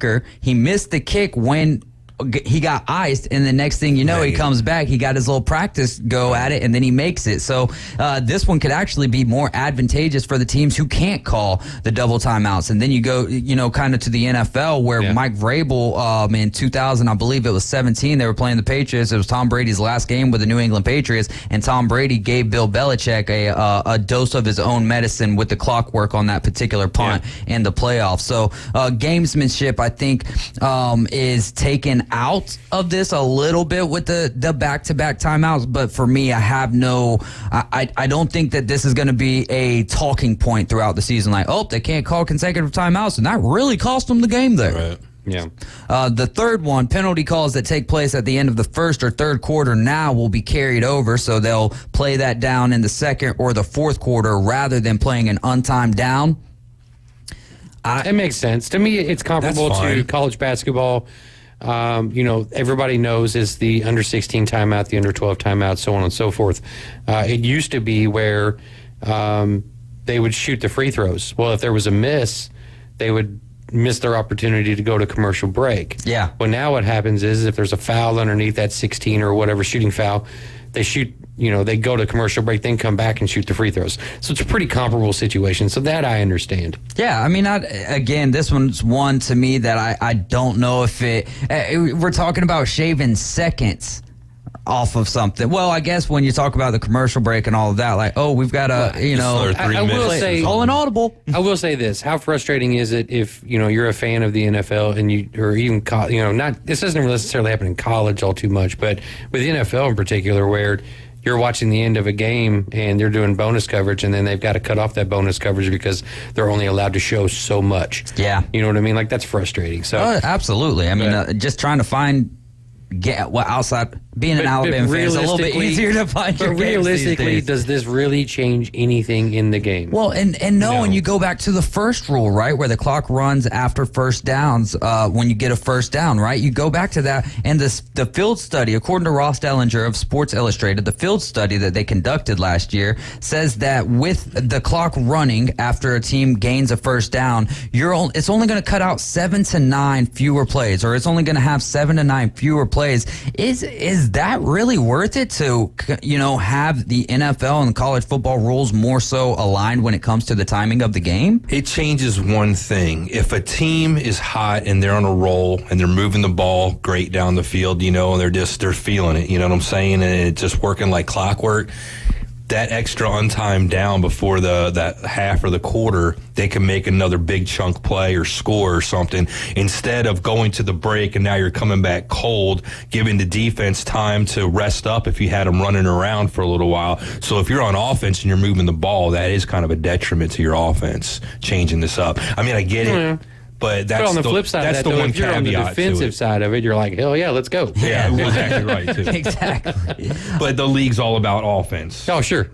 So right now, currently, college football games average about 180 total plays per game. In the NFL, they look at about 155 on average. FBS games, college football games at Division I level, take about 3 hours and 30 minutes to play, where NFL games average around 3 hours and 10 minutes. So, the college game, first off, halftime, right? You want to cut something down. You want to get these games going a little bit faster. There's your solution, halftime. But no, you can't do that. That is they need time to get the 175 members of the band out on the field. Right, exactly. But that's college football, though, man. You want to see the band before, during, and after the game. Not as much after-wise, but yeah, you want all of the theater. You want the environment to be college football-like. So I don't, I'm with the halftimes being long. Plus, you can't do anything in an NFL halftime. You know what I mean? Like, you could barely go to the fridge and grab yourself a new drink. Imagine Michigan Eddie watching an Ohio State-Michigan game, and he's not able to see the Ohio State marching band go out there. He would be sad. Lose his mind. He would be absolutely sad. I mean, goodness gracious, that's such a great point. Also, and other potential rule changes, such as letting the clock run after incomplete passes. Whoever brought this rule up to the committee needs to not be involved with college football at any level. Really, in fact, he just does not need to be involved with sports anymore. How in the world could you think that letting the clock run after an incomplete pass could be conducive to any type of game when that's one of your only methods of stopping the clock at that point in time? Well, you can say that all you want. I'm going to watch myself there. So, yeah, I'm glad that this rule didn't change. And, we've seen Major League Baseball, and they're experimenting with new rules. They've got 3 more rules down in the Atlantic League right now that they're working on. We'll talk more about those here in the next segment where we're playing Buy or Sell. But if this rule does, work its way up, I'm going to be quite surprised and wonder what's the new direction of football, because something like that changing is going to change the game of football dramatically, in my opinion. Mm-hmm. Yeah, so next week when we get here on Friday, you guys, we're already going to have the first round of the draft. So is there anything going on with the draft right now, or not going on with the draft, but speak now or forever hold your peace? What's some things that you think you're going to see? Who's the first overall draft pick? That's Bryce Young to the Panthers. No Bryce doubt. Young to the Panthers. The Panthers don't trade up to get anybody but Bryce Young.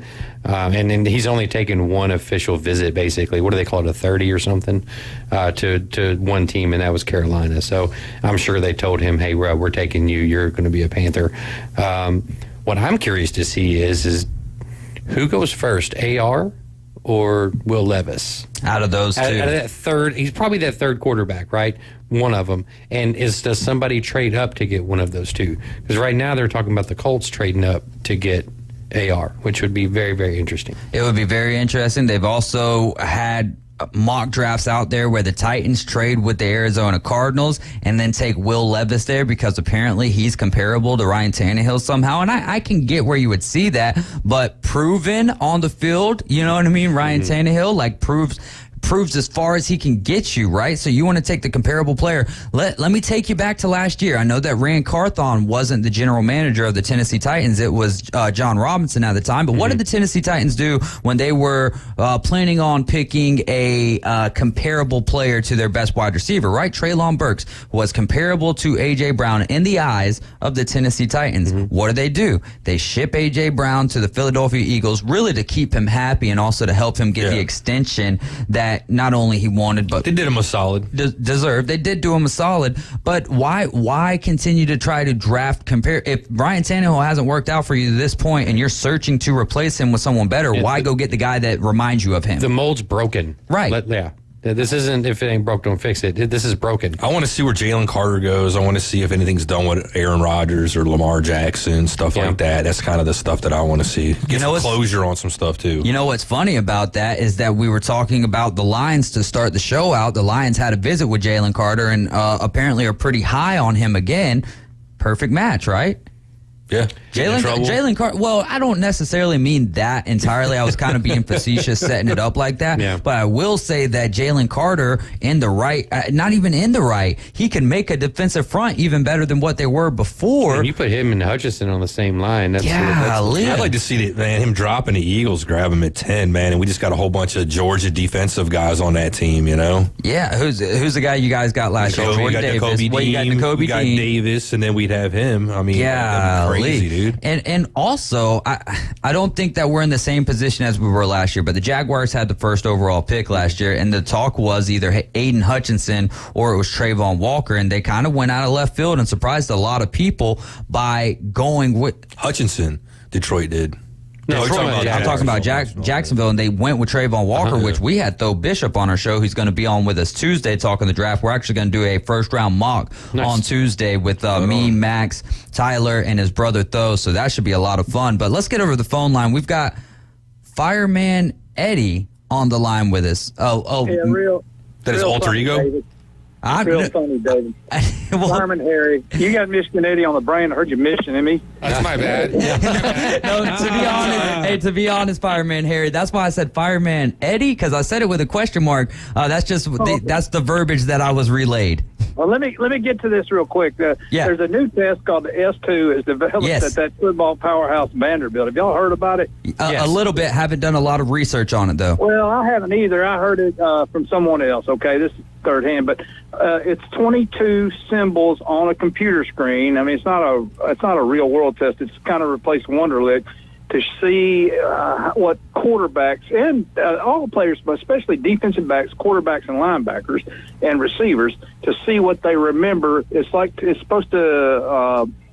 It's supposed to be a replacement for moving football pieces on the field. Like read and recognition? Cognitive retention. Yeah, read and recognition thing. They said Bryce Young's done real well on it, and that's kind of what's boosted him, if they're not lying, which NFL lies all the time. Y'all know that. If he's going to go to Carolina or Charlotte, as people call it. But I got a hot take that's out of left field for AR. All right. If he's as great an athlete as they say, and I believe the measurables, and I still contend he throws the ball like a good high school quarterback. He needs 10,000 hours to throw the ball low, out where the defenders aren't. He's good at hitting people in the numbers, good enough. But if I was as good an athlete as him, I'd sign with Nike and try to get in the decathlon in the next Olympics. He'd make a lot more money, not get beat up, and maybe be on the Wheaties box. Think about it. I like that. Yeah, he's the best physical specimen. Then Levis, and then help me out, Ohio State. C.J. Stroud. Yeah, I won't call him J.D., but there's D.J. Stroud. And but they say the best reader is Bryce Young. And it's interesting, one of the highest scores on this particular test, it's only been around since 2015 in the football world, was Patrick Mahomes. And they say Drew Brees took it. Of course, he wasn't in the draft. I heard that, yeah. Did you hear that? Yeah. And he was good at it. Now, here's the thing. You can recognize and read all this stuff, but if you hold on the ball as long as Tua and Joe Burrow do, you're still going to get crushed. I agree with you. I love talking football even in April. Isn't it wild, though, man? That is Christmas in July.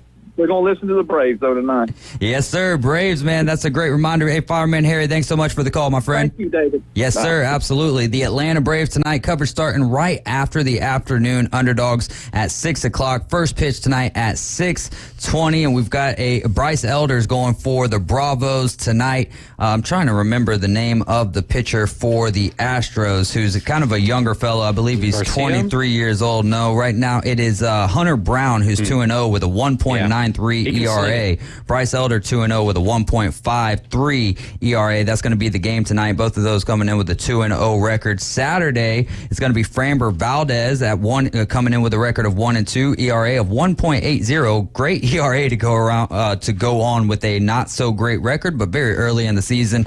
He'll be taking on Kyle Wright, who's 0-0 in 2 starts with an ERA of 6.23. Coverage will start tomorrow evening at 5:05, and the first pitch at 6:20 on Sunday. We'll wrap the series up. Coverage starting at 11:20 in the morning. First pitch at 12:30. Christian Javier going with a ERA of 3.68 and a record of 2-0, going up against Max Fried, who's 1-0 with a very low ERA of 1.08. This is the Afternoon Underdogs.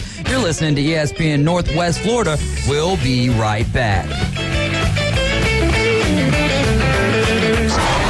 ESPN Northwest Florida. The Atlanta Braves play here. Here comes the thunder. The Atlanta Braves have been on fire. You in trouble now. Way out of here. And Atlanta kicks off a 3-game series versus the Houston Astros tonight. Coverage starts at 6, right after the Afternoon Underdogs on your home for the Braves. And the Braves have put 8 straight in the win column. ESPN Northwest Florida. Our forecast for this afternoon, you'll be near 80, partly sunny skies, southeast wind 10 to 15. Water temperature in the Gulf is 71. Spotty showers and thunderstorms late tonight, mostly cloudy around 65. Pretty good chance of showers and thunderstorms Saturday, a weather front coming in, partly sunny near 80. This weather forecast has been brought to you by Mid-South Lumber, the best little lumber yard in Panama City. For ESPN Northwest Florida, I'm meteorologist Tim Root. Hi folks, I'm Tracy from Tracy's Fine Jewelry. Shopping for the perfect diamond can be difficult, but that's why I've trained my staff to offer you a stress-free diamond experience. Me and my I Do crew have 50 years experience, and we have more certified diamonds in stock at the best prices in town. So if you're tired of high-pressure salespeople, come see me, your diamond girl, and my I Do crew at Tracy's Fine Jewelry, because we don't work on commissions, we work for smiles and I Do's. Is your toddler not saying as many words as they should? If they're talking but are difficult to understand, call Southern Speech Pediatrics. They'll help your child with stuttering, speech sound disorders, phonological disorders, receptive and expressive language delays, pragmatic and social skills for children with autism. Southern Speech Pediatrics, providing quality, individualized speech therapy services through home, school, and daycare visits. Call Southern Speech Pediatrics, 850-270-7238. ESPN Northwest Florida. The tradition continues. It is a walk-off home run for Sean Murphy into the Braves bullpen. Now back to the Afternoon Underdog. ESPN, Northwest Florida. And we are back. You're riding with the Afternoon Underdogs. I'm David Hayes with Caveman Rick, AG Adam Golf, and Bone Crusher. This is ESPN Northwest Florida, 104.3 Panama City, 102.1 in Mariana, and 101.9 in Port St. Joe. We're going to play a little buy or sell here in this segment. If you'd like to play along, 850-215-6290 is the number to call. Remind you that the Atlanta Braves coming up right after the Afternoon Underdog, 6 p.m. with a first pitch of 6:20. And also, weather is something that you always got to keep an eye on here in the northwestern part of Florida. So, Caveman Rick, tell us about. Yeah, rely on ESPN's Northwest Florida weather, sponsored by Hunks and Trunks and Babes and Bikinis. Rely on ESPN Northwest Florida for the most detailed weather. Keep listening on 104.3 ESPN Northwest Florida and our frequencies in Mariana 102.1 and Port St. Joe 101.9 for the most up-to-date and accurate weather. Sponsored by Mid-South Lumber, Ellis Agency Insurance, and Earthworks of Northwest Florida. It's going to be a good weekend out there. If you're a hunk, get in your trunks. If you're a babe, get in your bikini. Y'all go out there and get to fishing. Go check out Bay Breeze Bait and Tackle, where they keep fishing fun, simple, and successful. Buy or sell. Let's start with the 3 new rules that they're going to be experimenting with in the Atlantic League. Let's start with a designated pinch runner. And you can say you like it or you don't like it, or buy or sell in the fact that it will make its way to the mainstream or the Major League Baseball level. Start with you, AG. Oh, it's going to make it because Rob Manfred wants it. He wants high action, fast paced. It's going to make it. I'm selling it though. I'm not a fan. I'd rather see. I can't remember who it was, but they said they want to see Bartolo Colon out there. Maybe it was James. Want to see Bartolo Colon out there running the bases. I do too. Or it might have been. It was either me or James. Right. I know we both referenced Bartolo. You got Rowdy yesterday. Tellez out there and all these other big guys. I want to see him out there hoofing it. Like the big guys. You're playing the game. Let's go. It's just like when a defensive lineman gets the football and he's running, rumbling, stumbling, bumbling. Let's go. Yeah, give me Chris Berman calling the base runners just for the designated pinch runners. Unfortunately, it's probably going to happen like Adam said. I don't like it at all. I mean, it's getting too specialized, with stuff like that. You got to be able to do more than just one thing out there on the field. So I hope it doesn't get implemented. I really hope something happens that, gets them to change their mind. Yeah, it will be interesting when this does happen. I buy that it's going to make it to the league. I sell it as a rule because I just don't like that we're almost making it easier to get to the pinnacle of one of the greatest games that's ever been invented, and I'm talking about the game of baseball. It's near and dear to my heart. I love it, and I don't love the fact that you're going to be able to. We've already extended people's careers with the designated hitter. Designated hitter used to just be in the American League. Now it's in both leagues, so we're extending double the amount of careers that we used to, which is also taking away career opportunities for some of these young kids who have worked their tail off through the youth baseball, AAU, all of that good stuff, travel ball, and now there's just not enough room in the end for them. Well, now we've already got runners starting at second base in extra innings, right? Oh, gosh. And it's typically the player that was at bat the previous inning. Right. So now you're going to have a pinch runner going out there to second when they're already at an advantage and they can pinch run somebody off the bench. Especially if you're the home team. That's going to be fast as you know what. And there's an even bigger advantage. So I get they want to end those games. They don't want them to extend that long, but at the same time, you've got to put a stop to this. Like, okay, we've given Rob Manfred an inch. Now he's taking a mile. Yeah, it's yet to be seen overall if these rules are good for the betterment of baseball long term. We are in an age right now of instant gratification, of low attention span, no doubt, but we also know that the world is cyclical and things do change. So how long is this change actually going to be that big of a factor? I like what it's done to this point, but we just got these new rules. Why are we already, they're trying to move shave ahead. time off of these games, and now when you're changing players, that's taking up some more time. So isn't this counterintuitive as well?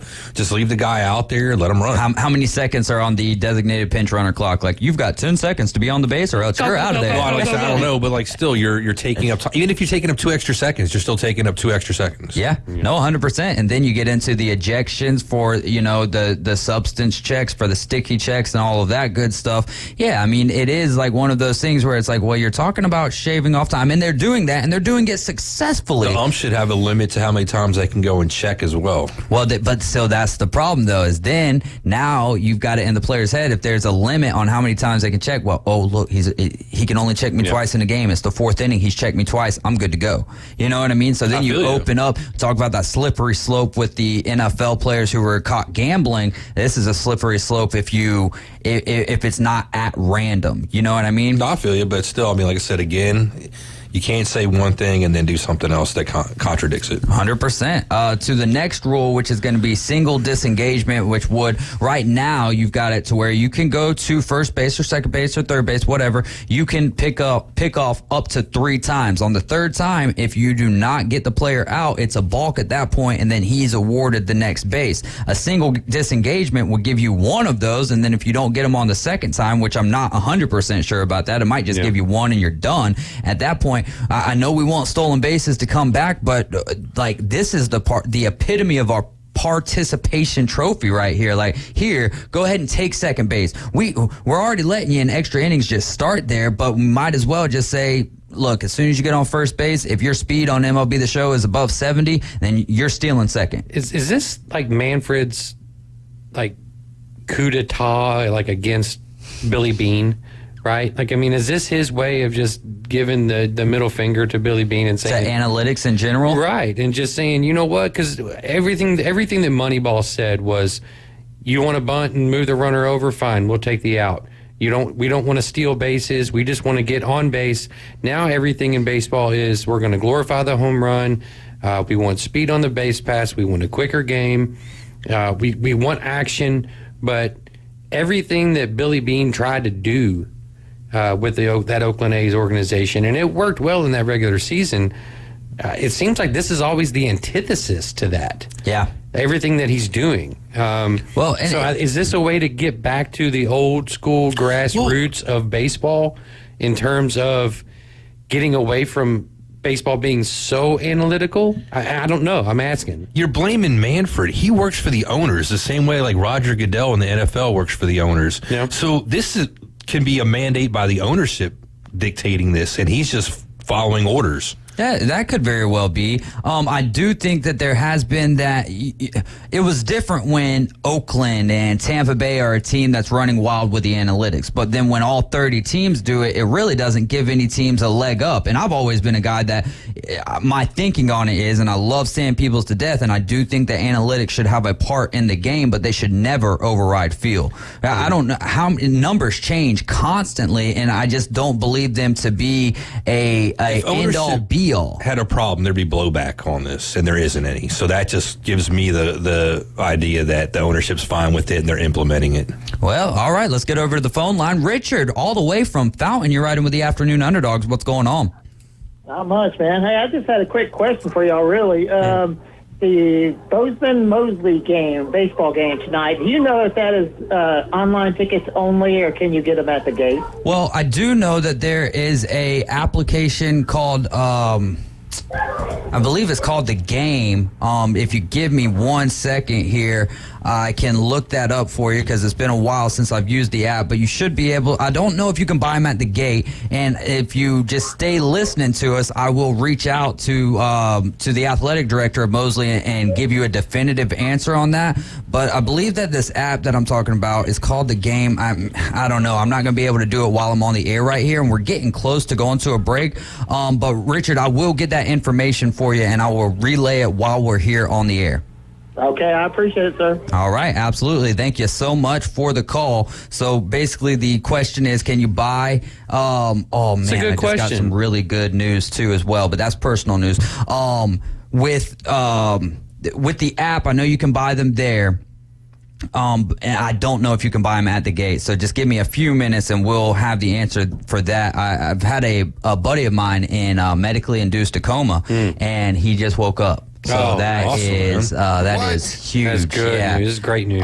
Very, I don't know all the details that I can share or not share, so I'm going to just stay away from all of that. Yeah. But just seeing that text, I was just like, wow, that is golden, awesome, man. Lots of thoughts and prayers have been headed his way and towards the family. My dad texted me in. Oh, never mind. Not reading. Not reading that one. Hi, Dad. It was about Nick Saban and the rant you were giving us a little bit earlier. Back to buy or sell here. The Braves are double hook DH. One last rule here with Major League Baseball. Double hook DH. They're working this one in the Atlantic League right now. The double hook DH, what does that mean? That means that if your starting pitcher does not complete a full 5 innings, then from that point on, your pitcher spot takes over, or the pitcher will now bat where the designated hitter should be. Mm-hmm. You do have the option of using your pinch hitting him, which takes more players off of your bench at that point in time. I love this rule. Go ahead. No, I was going to say, I am for this rule 100% because you all have listened to me talk about this ad nauseum. I am so tired of these prima donna starting pitchers getting $40 million a year, $25 to $40 million a year to go out there and throw every 5 days. And then come playoff time or even the end of the season, they're throwing 3 to 4 innings and they're getting yanked. And I don't know if it's for rest or if it's because that's their strategy or, these bullpen games that are going out there. I understand that pitching is watered down. However, I do feel that there are certain teams that are afforded a lot better pitching staff than most. But at the same time, I'm tired of sitting there watching some no-name middle reliever start a baseball game, go 2 innings, and then they're just bringing in somebody else. I want to get back to starting pitchers actually be starting pitchers and try to get to 6 innings, 7 innings. A complete game. Throw a complete game. I mean, Sandy Alcantara had what? You do that nowadays, that's big news. Games. Oh, hey, complete game. Wow, amazing. We ain't seen those in a few weeks. Sandy Alcantara had 14 complete games, I think, last year, and that was more than anybody else combined in the league. That's sad. It's pathetic. These guys are making millions and millions of dollars. Earn it. Yeah, I'm for it. That way there's somewhat of a penalty, if you will, if you don't, go somewhat of a distance. So, Adam's saying, I couldn't agree more to all that kind of stuff, but I'm glad that they're trying to do something. Hopefully it'll stick. Yeah, I'm really, really excited about the opportunity that this rule can provide because we've seen, teams like the Rays and others use bullpen games during the regular season. And that's more time, again, going to the bullpen. Right. Well, 100% with that. Well, not necessarily because they're going inning by inning, so it really doesn't change a whole lot when you're playing a bullpen game like that. The app that I was looking for the Mosley, or the game is at Bozeman tonight, so it's Bozeman hosting Mosley, and the app is called GoFan. So I know that you can go buy tickets on the GoFan app, so just go to your Apple store or your App Store on Apple, or if you're on an Android, go to your Google Play Store, get the GoFan app, type in Bozeman, and I'm sure that you'll be able to buy tickets there. I also just relayed a message over to the head coach over at Bozeman and see if they're selling tickets at the gates there. But as far as the double hook DH, this is the one rule I definitely want to see in play. I want to see starters have to work harder to get to 5 innings, to get to 5 complete innings. They could be 4 1/3 in, right? And bases are loaded. Half the game. They could be 4 1/3 in, right? And they and the bases are loaded, and they're gonna have to dig deep. Coach is they'll have a mound visit. Dig deep here. You've got to get yourself out of this so that we can hold on to that designated hitter spot in the lineup. So good stuff there. Buy or sell. The NBA will be better when LeBron retires. What do you think about that, Caveman Rick?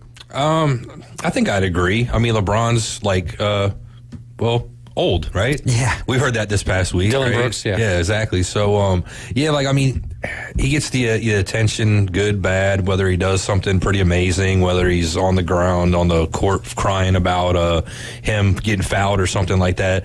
Let him move on, let some other people shine, let some other people get some attention, and be the face of the league. Well, that's like when you asked this morning about buy or sell and asking for topics. This was one that came to my mind because, just like Rick said, there's stars out there in this league, but the media is so focused on LeBron, and rightly so. He's one of the greatest players we've ever seen, right? I mean, I've been fortunate enough to see Bird, Magic, Shaq, Jordan, Kobe, LeBron. I mean, that's a wealth of talent right there. Mm-hmm. So, but it's time for him to move on, and I would love to see guys like Jason Tatum, Donovan Mitchell, Luka Doncic. I mean, not that they don't get the press now, but if there's no LeBron for them to talk about, it's just like Brady leaving. Right now, you're going to see Jalen Hurts Devin and Joe Booker Burrows and all these other guys that are going to start getting their time in the limelight, and rightly so. Yeah, I'm going to actually sell this because I think there's going to be a little purgatory, if you will, a little hiatus after LeBron is gone from the league, that it is going to lose a little bit of its luster for a year or two. Wembanyama's coming, buddy. Yeah, exactly. He's going to be in the same position as Chet Holmgren. Like, he's going to get injured in the first year, and then the second year, the whole conversation is going to... And this is also just speculation. Sure. I just don't think that... I have changed my mind on the skill set. I know he's got the skill set, right? We see that. The problem is the athletes he's doing it over there against in the French league compared to what he's going to be doing it over here in America in the association. I think that's going to be a tough pill for him to learn how to swallow. They said that again. They said that with Luka as well over there in the German league. I agree. He was young. I mean, he was 16, the body's 17. different. Body types. Where's Dallas at right now? Obviously, but that's a Kyrie thing. That's not a Luka thing. Okay, but.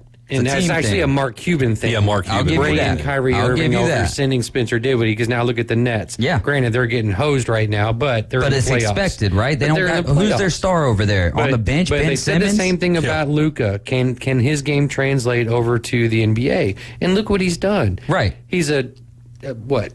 6'5", 6'6", fat boy out there, right? Just exactly, running unathletic. things. But my thing is we've seen time and time again the people built like me with a lot of height, they don't last very long. So Kevin Durant. Okay, but look though, what did he have to do to get his ring? No, I get it. Right? And then now, I mean, he's still a baller, but look at where he's playing. Like, it's Chris Paul, it's Devin Booker. We've got to take a break. You're right with the Afternoon Underdogs. This is ESPN Northwest Florida. We're going to take a quick time out. We'll be right back. Stick with us. It's the local update when we return.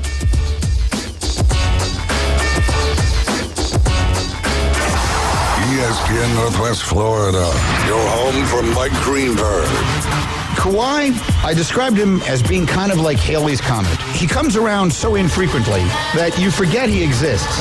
And then he flashes through the sky, and your thought is, oh yeah, I forgot. Kawhi's a top 3 player in the league. That is not an exaggeration. Kawhi is that good. Greeny. Weekdays 2 to 4 on ESPN Northwest Florida. Our forecast for this afternoon, it'll be near 80, partly sunny skies, southeast wind 10 to 15. Water temperature in the Gulf is 71. Spotty showers and thunderstorms late tonight, mostly cloudy around 65. Pretty good chance of showers and thunderstorms Saturday, a weather front coming in, partly sunny near 80. This weather forecast has been brought to you by Ellis Agency Insurance. For ESPN Northwest Florida, I'm meteorologist Tim Root. Living on the Gulf Coast, we have beautiful beaches, clear water, and amazing marine life. Want to bring a piece of the ocean into your home or office with an amazing aquarium? Gulf Coast Aquarium, the area's only certified platinum CCHEM dealer. Their staff are all certified CCHEM specialists. Gulf Coast Aquarium can install, design, maintain, and finance your own piece of the Gulf. Gulf Coast Aquarium, powered by CCHEM, with over 40 years as a U.S.-based manufacturer of quality aquarium products. Online at GulfCoastAquarium.com. Gulf Coast Aquarium, where it's more than just a tank. What's that grin about? I just took a load off my staff by hiring Fresh Start Cleaning Services. How'd you manage that? Fresh Start Cleaning Services allows our team to leave at the end of their shift and not have to stay and clean after a double. They're happy, and you should see the difference having a professional cleaner makes. Plus, now I know exactly how much the cleaning cost will be for the year. Wow, that would make anyone smile. You can call Fresh Start Cleaning Services at 850-771-6057. It moves fast. The High School Spotlight. Weekdays at 5:40. Let's do it. Sponsored by Barbaritos. ESPN Northwest Florida. And we're back. back. You're riding with the Afternoon Underdogs. This is ESPN Northwest Florida. I'm David Hayes, along with Adam Goff, Caveman Rick, and Bone Crusher. ESPN Northwest Florida presents Wrestling Against Cancer 8, Saturday, April 29th at the Bay Haven Charter Academy in Panama City. We've got Chuck Diamond, Full Nelson, Silas Brown, Frederick Yeager, and exciting women's wrestling with Emily Locks and more. Doors will be open at 5:30, bell time 6:30. Tickets $12 at the door. Ages 6 through 15 get in for 8, 5 and under free. All proceeds go to benefit Don and Duncan, and for a chance to win a pair of passes, text the keyword tickets to 850-215-6290. And it's also going to be a great time because I'm going to be out there announcing the event. So that should be a lot of fun. Wrestling Against Cancer 8, Saturday, April 29th. Dave, the mouth of the South Haze. Ooh, man, that's isn't that Jimmy Hart? Yeah, that was him, the Hart Foundation back in the 80s. But yeah. And the megaphone with all the hearts on it. Yeah. Oh, yeah. Nothing beats the Louisville lip, though. Muhammad Ali. Oh, yeah. No, I don't think many people do. Let's see here. Oh, we got to get into our local high school sports spotlight, brought to you by Barbaritos, where food, community, and people mean the most. Visit Barbaritos on 23rd Street and tell them that the Underdogs sent you. Caveman Rick, lead us off with a little JUCO baseball here. Yeah, we got Tallahassee beating Gulf Coast by a score of 12-6, and Pensacola taking down Chipola 8-4. Continue on with JUCO softball as well. All right, for softball, we got Pensacola beating Chipola 4-1, and Northwest Florida shutting out Gulf Coast 9-0. You want to run with baseball? Yeah, in high school baseball, Malone takes down Poplar Springs 9-8. Paxton all over Laurel Hill 11-1. Jay beating Walton 6-2. Chipley in a close victory over Bluntstown 6-5. And for the first time ever, Arnold run-ruled Mosley 12-2. Freeport over Cottondale 8-4. Seminole County 3 and Sneeds, I don't know what that score is, maybe 0. But Wakulla over Bozeman 5-0. Rocky Bayou losing to Destin 11-7. Mariana all over Rutherford 16-6. Weewahitchka 10-7 victors over Malone, and Liberty took down Alpha 5-3. And in high school softball, South Walton takes down Bay 14-3. Cottonwood over Malone 20-3. Contondale, that's Cottondale, they beat Vernon 8-5, and South Walton. Well, we've got two different South Walton scores here for Bay, and I know that this next one is correct. After talking with I talked with Thomas. Oh, they did have a doubleheader. That's right. So the first game was 14-3, and the second game, which was at 6 p.m., South Walton beat Bay last night, 22-10. A long day for Bay. Yeah, but they had some success. They were going up against a really tough pitcher in South Walton who's committed to Georgia. Mm-hmm. So they did have some success in the opening, but then South Walton just kind of broke it open. Very young team over there at Bay. Weewa takes down Bluntstown 19-6. Florida State University High School beats Liberty 10-5. Bozeman over Freeport 7-4, and Bethlehem shuts out Emmanuel Christian 23-0. Mosley with a shutout as well, 10-0 over Rutherford, and Pace shuts out Niceville 4-0. Chipley beats Graceful by 2, 4-2. We're going to get into our picks for tonight here, but there was also some headlines that I don't think that we got into in our first show. Actually, Monday, on Monday's show, Blaine Gabbert signing with the Chiefs to be their backup quarterback, filling in for Chad Henne. That could we saw Chad Henne in the Jaguars game, right? Divisional round, yeah, divisional round. Play some meaningful snaps for a little bit. Half. Yeah, exactly. For the Kansas City Chiefs, or the rest of the first half, right? If you had to think of a Chad Henne clone, wouldn't it be Blaine Gabbert at this point? I don't know. I don't think so. I think Henne's way better than Gabbert. I just don't see the move. If I'm the Chiefs, why? Well, you had to get someone. No, you got to get somebody, but I don't know about him, because I think if you got another situation like you did this past, postseason with Patrick Mahomes and he's going to be out, I wouldn't put my faith in Blaine Gabbert with that team. Well, there is. I don't know. That's me. Well, I was going to say it is the Chiefs, but it's like you look at the Chiefs wide receiving core and it's like Travis Kelce, who's not even a part of the wide receiving core. You know what I mean? And Penny's been there for a little while, too. Right. So, like, he knew the system. Blaine Gabbert doesn't, so he's going to have to come in. He's got to learn this system, too. So, like I said, again, this is a head-scratcher for me. And then the Diamondbacks yesterday designating for assignment Madison Bumgarner, and they're going to be responsible to eat his $34 million contract. About $20.4 million of that is going to be for the remainder of this year, and then $14 million for the season of 2024. Well, he might have already cleared waivers, but once he clears waivers, he is eligible to sign with a team for the league minimum, which is $720,000. Do you think Bumgarner, Mad Bum's, going to be signing with anyone this year? And where would you like to see him go? I don't want to see him go to the Reds in that ballpark and give up homers. But yeah, he's lost a lot of velocity. I could see him going to a place like Atlanta. Atlanta likes to take reclaims and do some work with them. And I mean, it can never hurt to have a veteran arm in there, especially going to the bullpen. Charlie Morton's not getting any younger. Maybe you can kind of curb his soreness and tiredness and fatigue over the course of a season by throwing in a Madison Bumgarner every now and again. Who knows? We'll see. For $720,000, I'm not. He'll definitely get a deal. I mean, what he's done in the postseason and World Series games and stuff like that alone with those accolades, that'll get you a job at the league minimum at best. You know, I mean, I'm sorry, at worst, or more than that. So I could definitely see him falling somewhere. Where I really don't know. I don't want him on my team. We've got pitching issues. We need better pitching. I don't want a guy like Madison Bumgarner.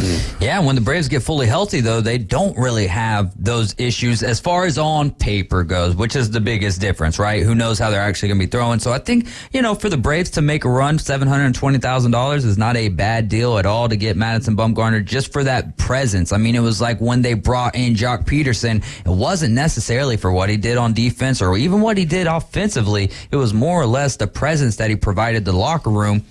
I think bringing in a guy like Madison Bumgarner could prove to be beneficial for the Atlanta Braves and their clubhouse. Max Scherzer, we talked about the ejection there, and the suspension has been laid down. 10 games. He actually did appeal this initially, but then the Mets kind of got into his ear and said, hey, look, it's probably not best that you do this. This is more of a distraction than it is anything if you follow through with this appeal, because he was expecting it to be a neutral arbitration case, and once he found out Major League Baseball was going to be running it, you already know what they levied the suspension against you. They will upheld. It's like Adele being judge, jury, and executioner all at the same time. But the thing is like 10 games sounds like a lot, but he's a starting pitcher, so it's two starts. I'd rather them say he's been suspended 2 games. Yeah. You know what I mean? 2 starts. That's what they should do it as. Not games like that. For pitchers, it should be start. Unless it's, you got it like an Otani. If he does something, you know what I'm saying? That's totally different. And that's a bigger deal if you get bounced for 10 games, That is, because you're losing the bat, too.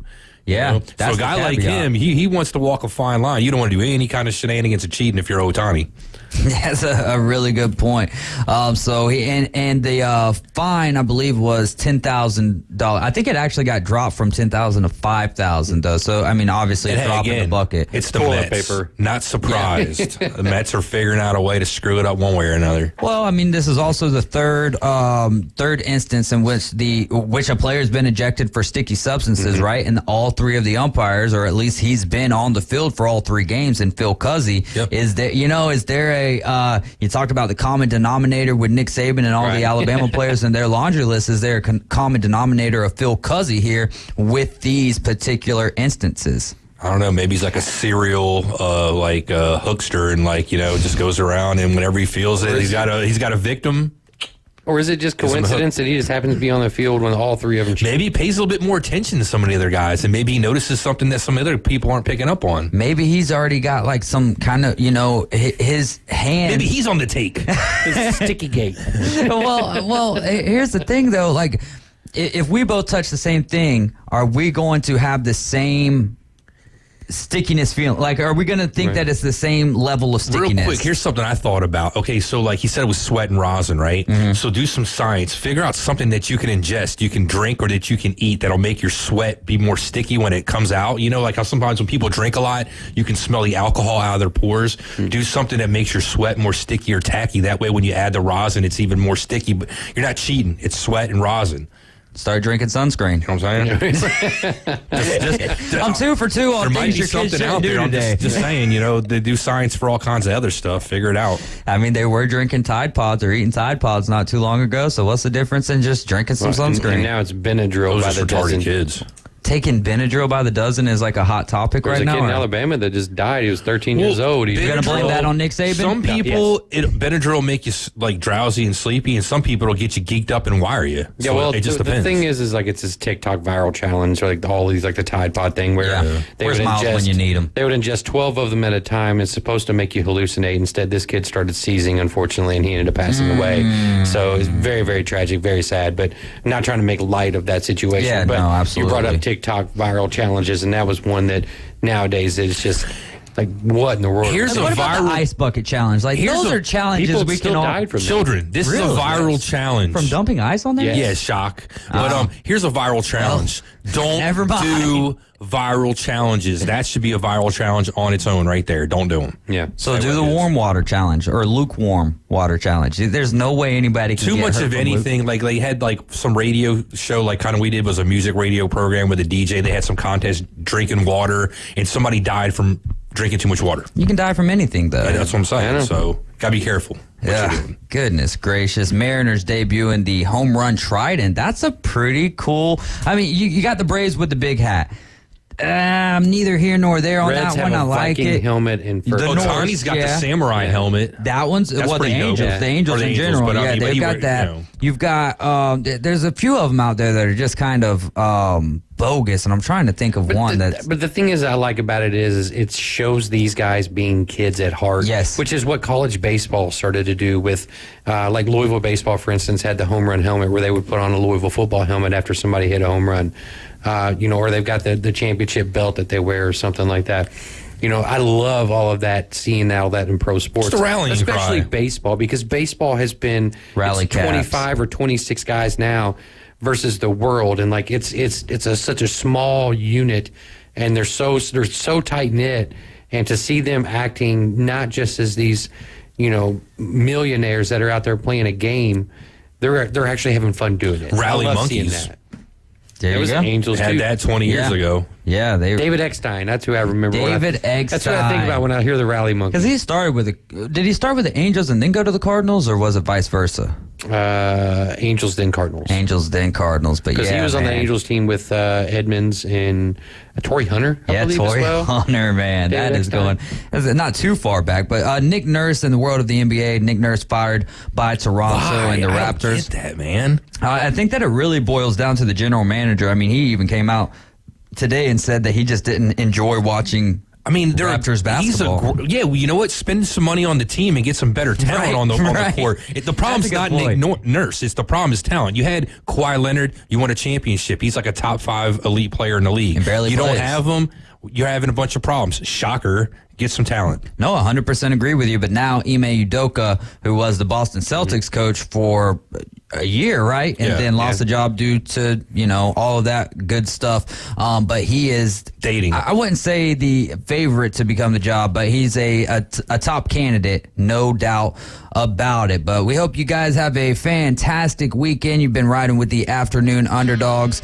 Man, it has been another great week. We're going to have a great show on Monday. Brian Haddad will be with me. We're going to have PCB Hobby owner Todd Mueller, and we'll always go around the track with RJ Starcevic, and we'll find out what happened at Talladega. For Caveman Rick, AG, Adam Goff, Bone Crusher, I'm David Hayes. This is the Afternoon Underdogs, and we are signing off. Coach James Hell Show will be live at 7 a.m., and we'll be back Monday at 4 p.m. Coming up next, it's your Atlanta Braves. Time for the ball game.